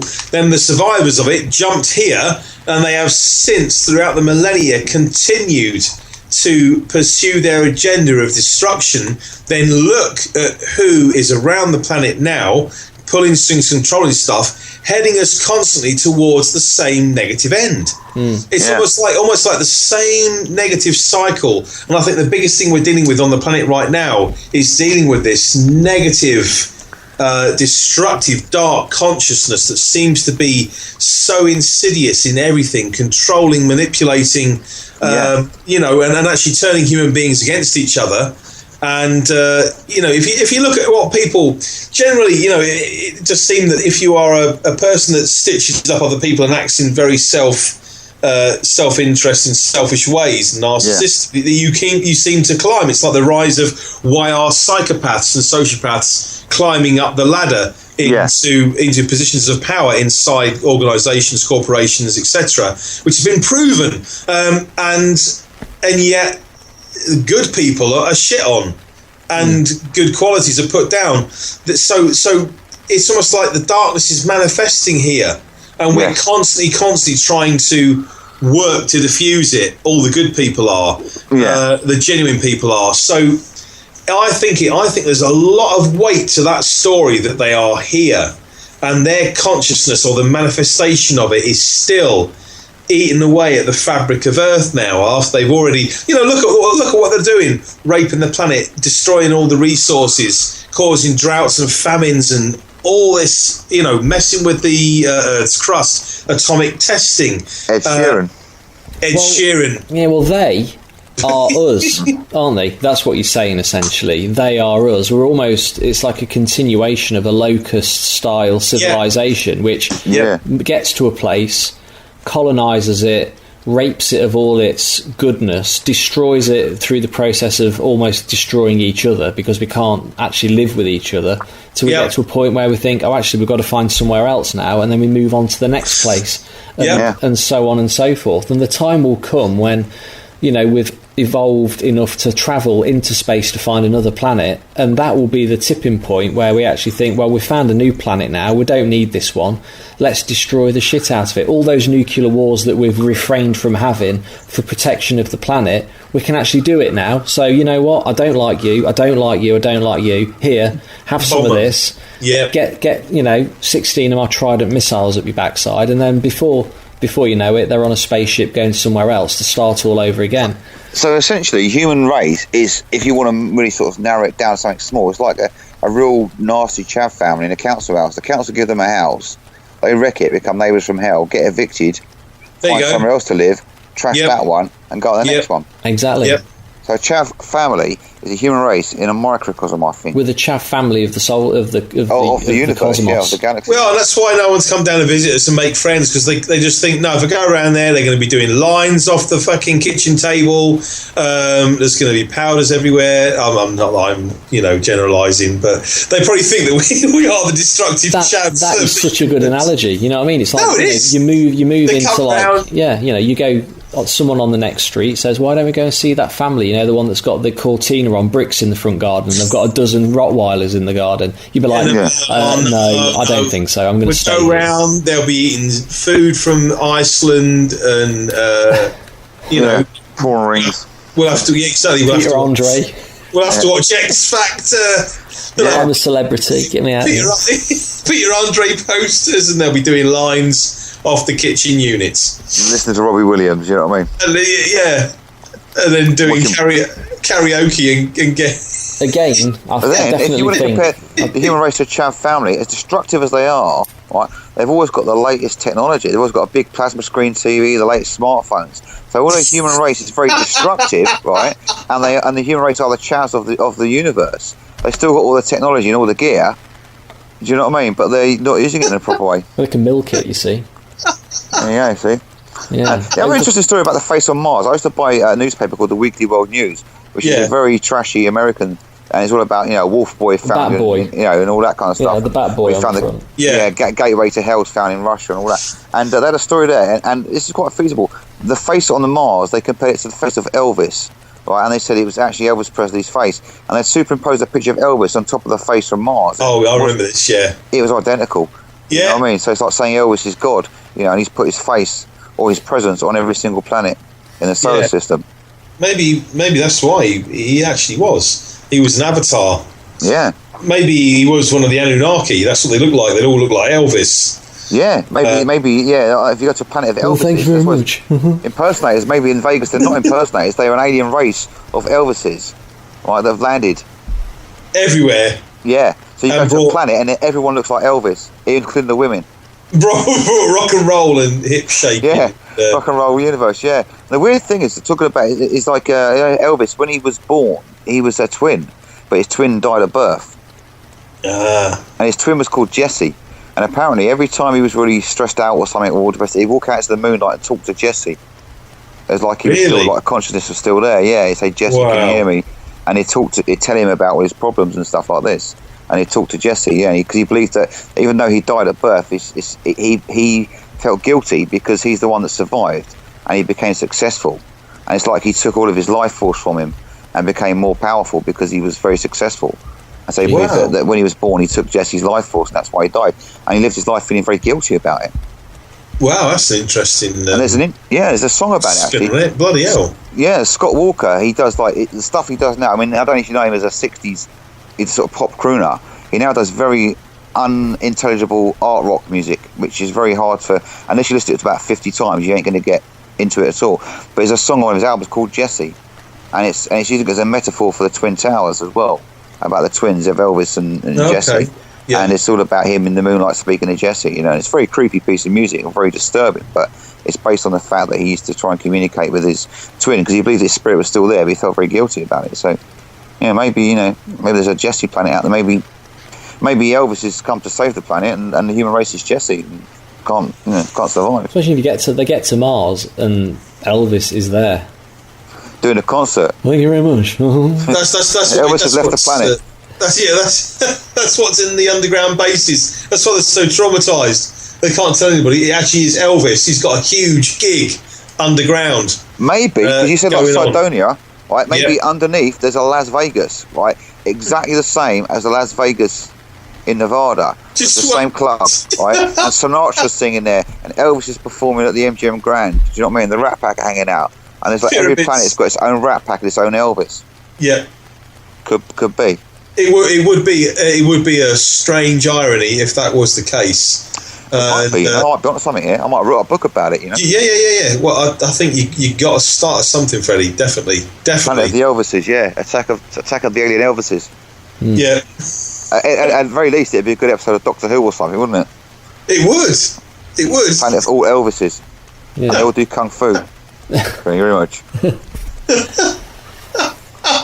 It could land, a spaceship could be like the Strip in Las Vegas, so it's got like the pyramid on there and all the different casinos. But Elvis built the pyramids. A huge ship, and Elvis built the pyramids.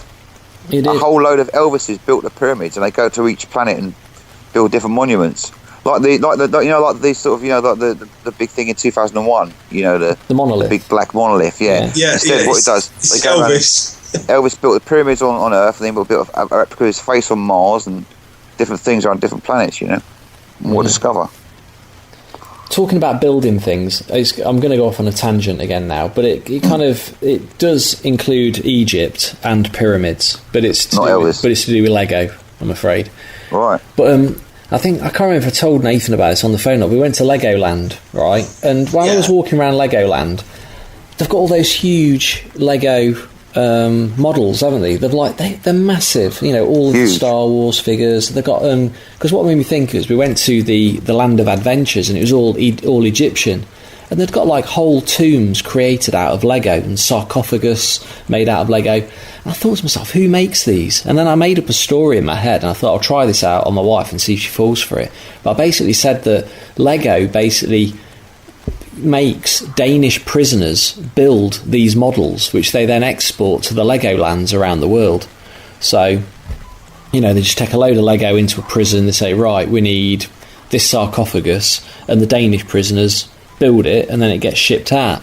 So then I thought what I'll do is I'll say, well, actually one escaped. So what these prisoners did, they got one of the inmates and they actually bricked him up alive inside a Lego sarcophagus, which they then shipped to the Legoland in Windsor. And one night when it was quiet, he actually unbuilt himself out and escaped, and they actually caught him in London.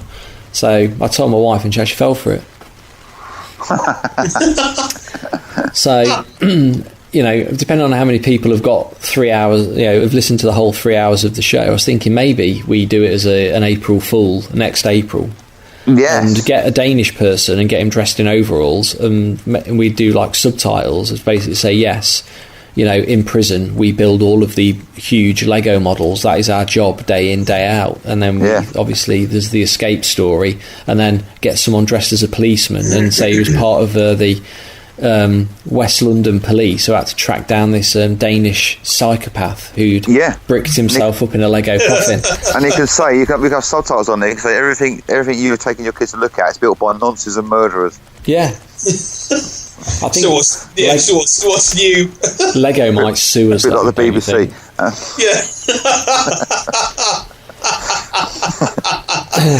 Allegedly. Allegedly, yeah. Allegedly. Well, some of it allegedly. Some of it, is plain bloody obvious. Yeah. It's awful when all the icons of your childhood, apart from Chris Tarrant, are nonces. Monsters, Not monsters, nonces and monsters. All I can say is thank God Charles Hawtrey and Kenneth Williams are dead, you know what I mean? I know. They will not be tarnished. You've come up with some new sort of street slang there. A nonster. Monster, yeah. Nonster. It's like a cross between a nonce and a monster. It could be like a Frankenstein who goes around, you know, grooming kids or something. Not a monster. Monster movies, that could be that could be the newest thing. Yeah. It could be a fad. What's that coming over the hill? Is it a nonster? Is it a nonster? Yeah. Nonster. You could have a nonster trucks as well. Oh, what's that coming over the hill? Oh, it's a nonster. It's a nonster. Is it a nonster? Yeah, nonster trucks. Nonster trucks. You could have a saddle one with, you know, Jim Fixit badge attached to it, and one with big silver platform shoes on it. Yeah. Nonster trucks. Hey, Dad, the Nonster truck show's in town. Can we go and see it? I don't think so. Yeah, like nonces that have to race in trucks. They can make it as their punishment. Like they have to race to the death.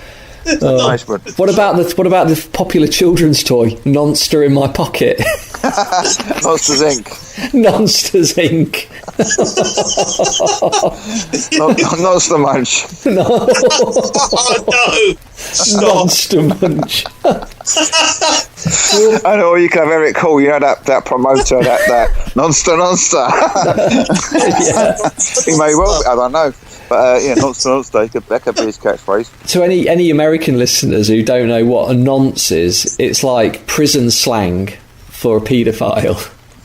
Yeah. Spelled, it was NONCE, nonce. Yeah. So, and if you say someone looks a bit noncy, that means they look like a pedo, you know. Yeah, so it's the prison slang for a kiddie fiddler, basically. So in the UK, it's nonce. Pedophile, they call them in America. They call them pedophile. And whilst we're on the subject, we might sound a bit flippant and dismissive of it, but I think if you're part of British culture, you have to understand that these kind of characters have been around, and really, I think it's our way of kind of dealing with the fact that some of the people that we had as pillars of our entertainment,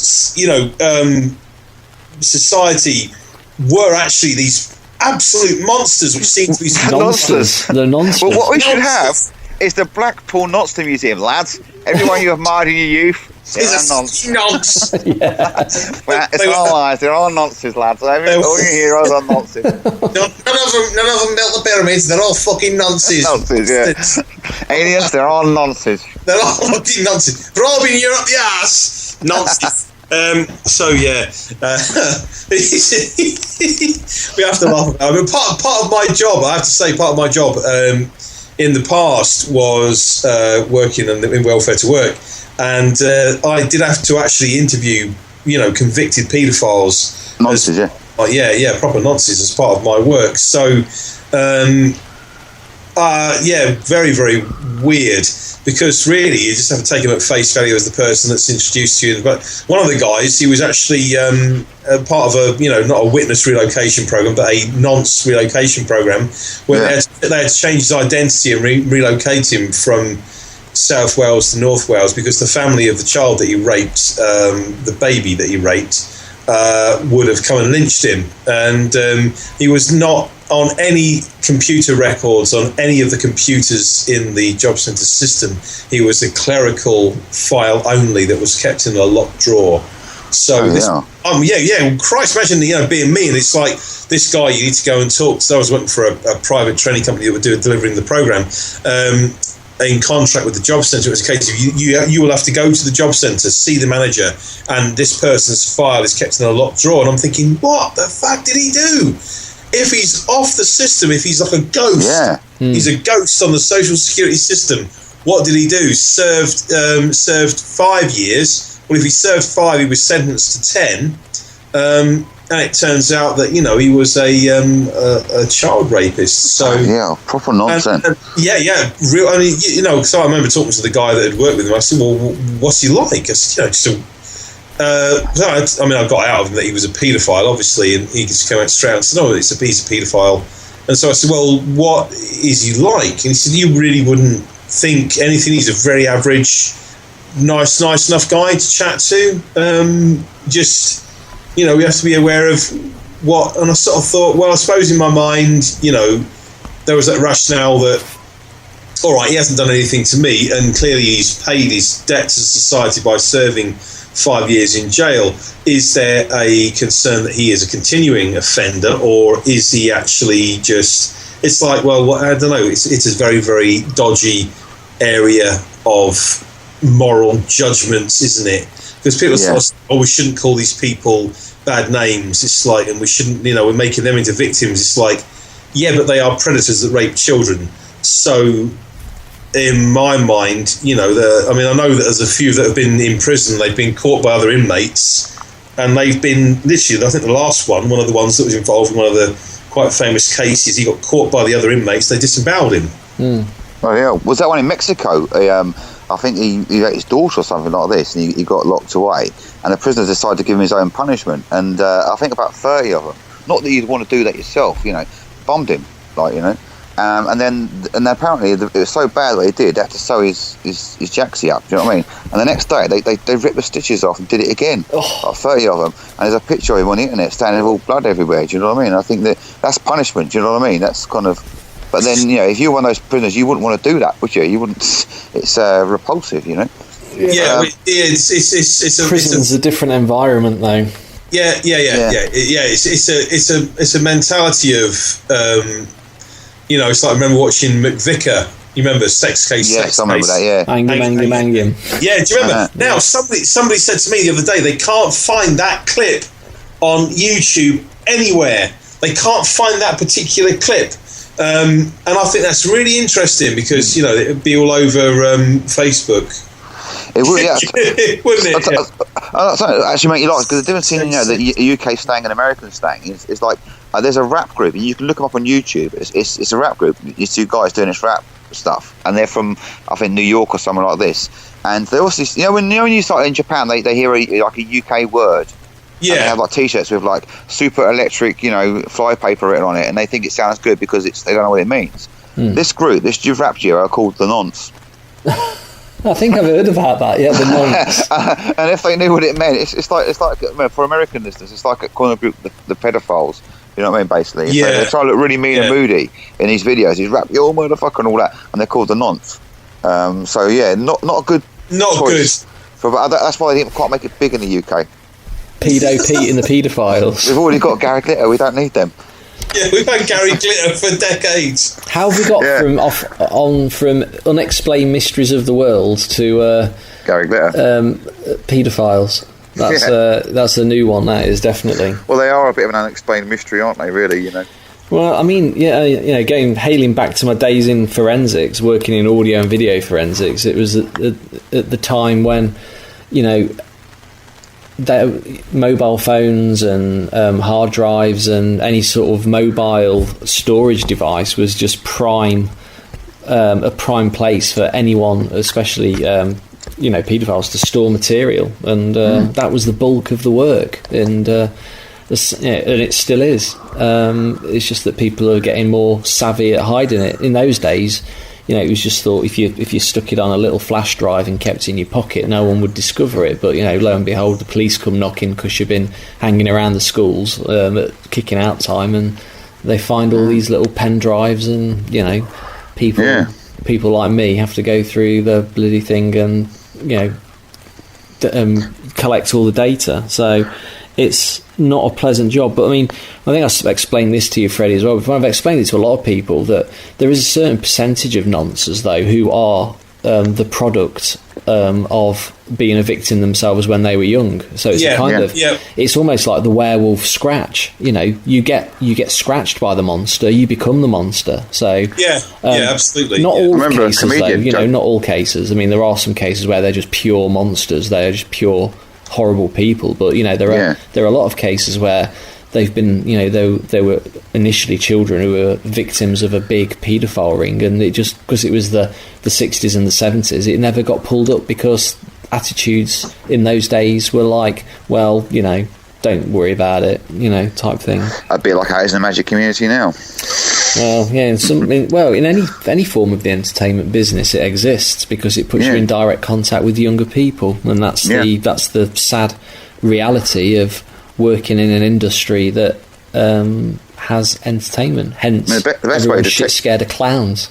Yeah, exactly. Yeah, for good reason, I think, as well. And I think the way to detect are not nonsense. They're very good at computers. They're very good at computers. Yeah, they've got long fingers as well, with like big glasses.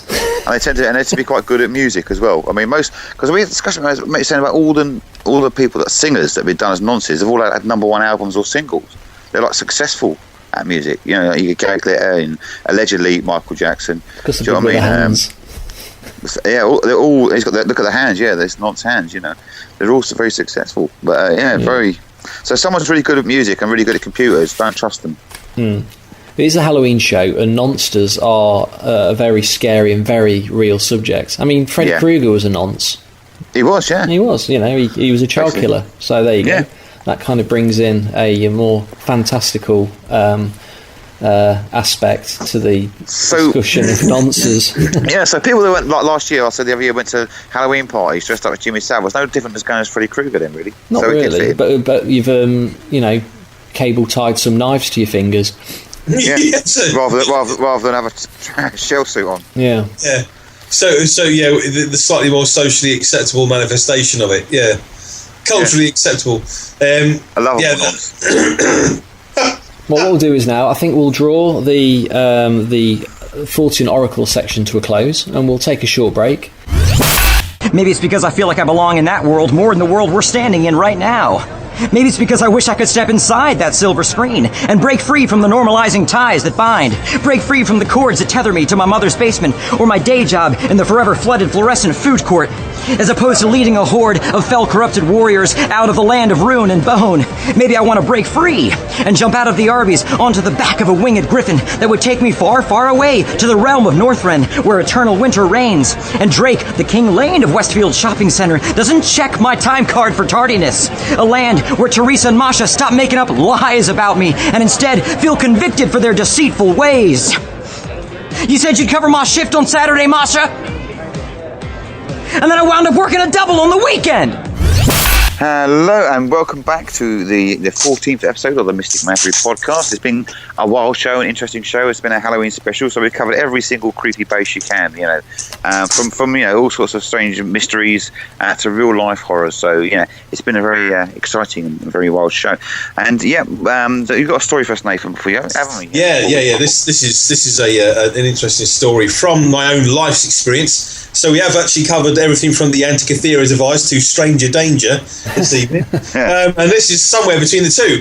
When I was about 17, 18, first went to college in Shropshire, had a house across the sort of road into the woods and backed against this big woodland. The woodland always had a bit of an interesting presence, and the only way to get to the house was to go from the sort of main road up through the woods, and the path kind of bent round, and it came down the drive of the house, and so there was a piece of woodland, like a strip of woodland, between the drive and the actual kind of track leading into the woods. I used to come off the bus after college, walk up through the woods, literally, and sort of come through my own gate, double back down the drive to the house. So this one night, it's a winter's evening, not much different than when it is this evening, dark about 5 o'clock, walking up through the woods, no torches, and there's this big old grain dryer, which is a big like sort of square brick building to the left, about sort of halfway. As I was walking past this, and it used to be here, you used to hear sort of rabbits running off into the undergrowth. Yeah. So I'm walking along. Anyway, here's this noise. As I'm coming, I'm literally, so the grain dryer's passing my left shoulder. I'm walking about sort of level with the final end of the grain. I hear this noise, and I turned back. Something made me turn around, because I thought, that's not a rabbit. It's not running away from me. That's something moving towards me. Yeah. Right? So I thought, oh, shit. What's that? Thinking it might be maybe someone's dog or something. Anyway, so I turned around, and I'm staring into the darkness. So I'm looking back across, so I'm turning around to my left, looking back towards the main road into this like thicket of trees, and I look, and I get this terrifying, literally primal fear rising up in me. I'm looking into the darkness, and all I can see is a humanoid shape, but it's not a shape, it's like a black vacuum. Yeah. Of a humanoid shape. Like a shadow person. Like a shadow person, but it's about 6.5 feet tall. And as my eyes began to focus on it, it becomes this black shape. Strange. And I'm like, fuck me. And then, as I connected with it, it took a step towards me, and it cracked a twig, and I fucking ran. Jeez, okay. Oh no, right there, you haven't heard the rest of the story. So I ran for my frigging life. I'm running, literally ran up, come down through the drive, and of course there's only a bit of woodland and a bit of a fence between where this thing was. I'm running parallel to it. So I let the dogs out. The dogs went berserk. They ran up the drive. Anyway, after this point, we used to feel this presence in the woods, and it's still there now. It's the strongest presence ever. Even in daylight, this thing is still there watching you, and we never ever got to the bottom of it. Myself, my little brother's 11 years younger than me, but we used to do a lot of meditation and stuff together. When I went through my big spiritual awakening in my early 20s, he was as well, and he actually used to have dreams that this thing, and we used to go out, we used to have a little workshop, we were painting War Games miniatures, and we used to shit ourselves because we would be painting and we look at each other and go, it's here.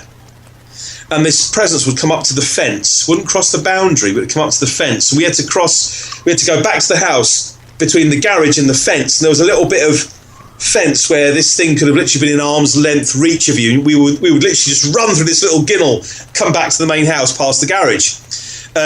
Anyway, my little brother told me, he said, after I left, I moved out, went to live by myself.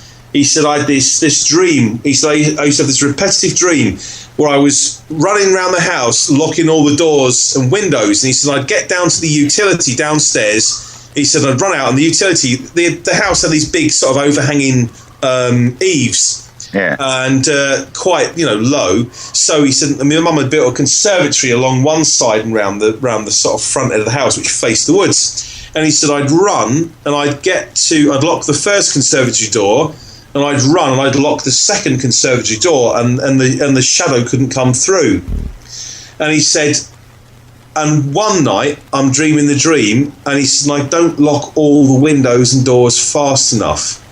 And he said, and as I run down into the utility, I lock the first door, and as I'm running for the final door where the conservatory opens out, he said it came through the door. Oh, yeah. The dark figure came through the door. He saw the dark figure at night as well.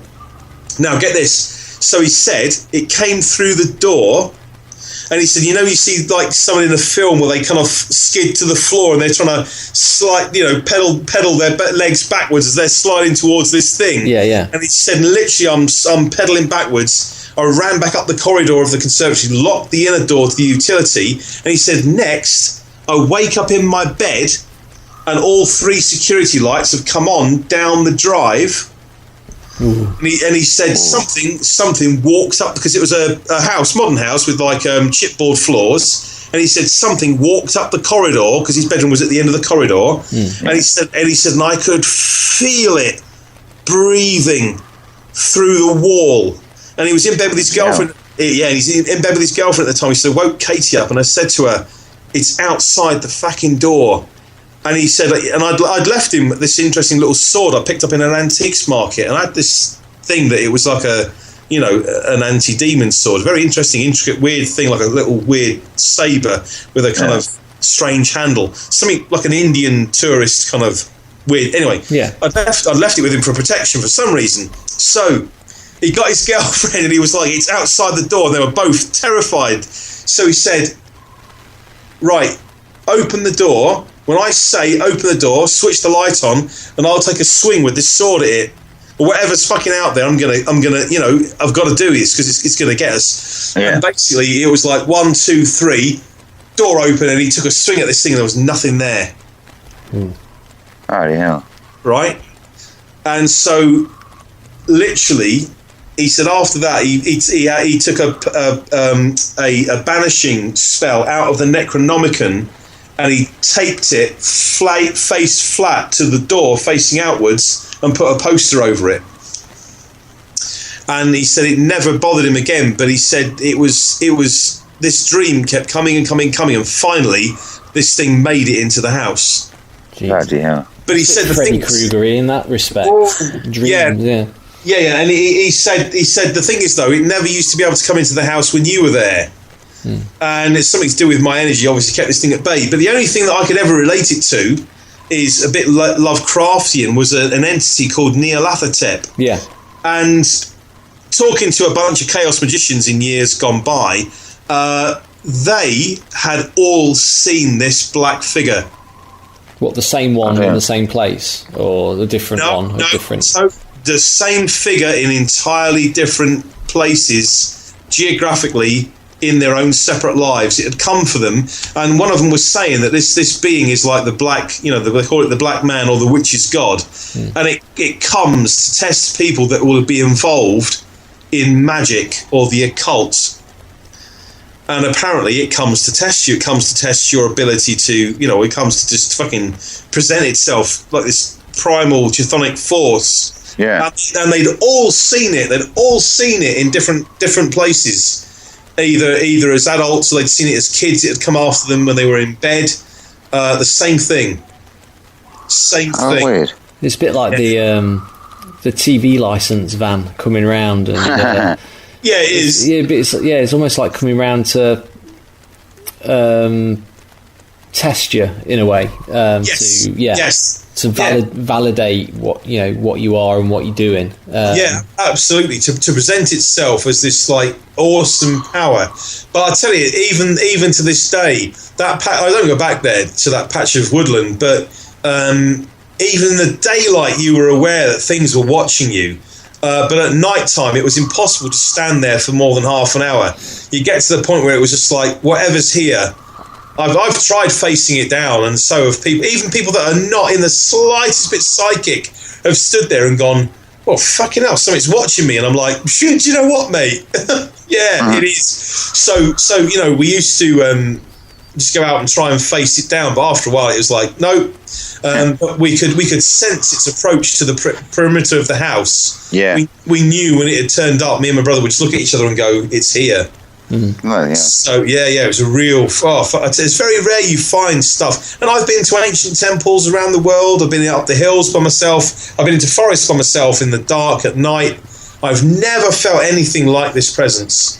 Wow. That's definitely a very good shadow person. It also gives a bit of an explanation as to what shadow or shadow people or the shadow person is, because it's a very popular sighting. I would say there's more sightings of shadow people nowadays than there are actual apparitions. Yeah, of it ghosts. is. They're very common. Yeah. And the sort of explanation that you've given, i.e. that it's a being that actually comes to test people who are dabbling in the occult, makes makes a good case. Yeah, we had them at our houses before, shadow people, and people seen them moving about, and they move very quickly, the ones that we've had there, like around the table. We haven't set a table, but they move on the periphery of the table, but very quickly shadows move. Like Dementors. Yeah, that kind of thing, very fast. Yeah. Oh, yeah, they do. You pick them up on the periphery of your vision, don't you? Yeah. And they move very fast wherever they are. Very fast, yeah. Yeah. Wonderful. Well, that's a very spooky close to the Halloween show. I suppose the Halloween show is kind of two parts in a way, because we have got another November show as well. So yes, so there'll be more spookiness and more of the usual delights coming up in the second show this month. They will, and interviews, and we'll also. Shall I just say, interestingly enough, my little brother, I don't have any contact with him anymore, really, but he's gone on to be a very high up Mason. Really? Yeah. Ah, okay. Wow. Just come into my mind there, though. Isn't that interesting? Very strange, yeah. Very, very high up in the Freemasons in a very short time. Blimey. There you go. Secret handshakes. Yeah. The old secret handshake. The Monty Python show, the secret handshake, is where you bend over and stick your hand between your legs, isn't it? Yeah, that's the one. Yeah.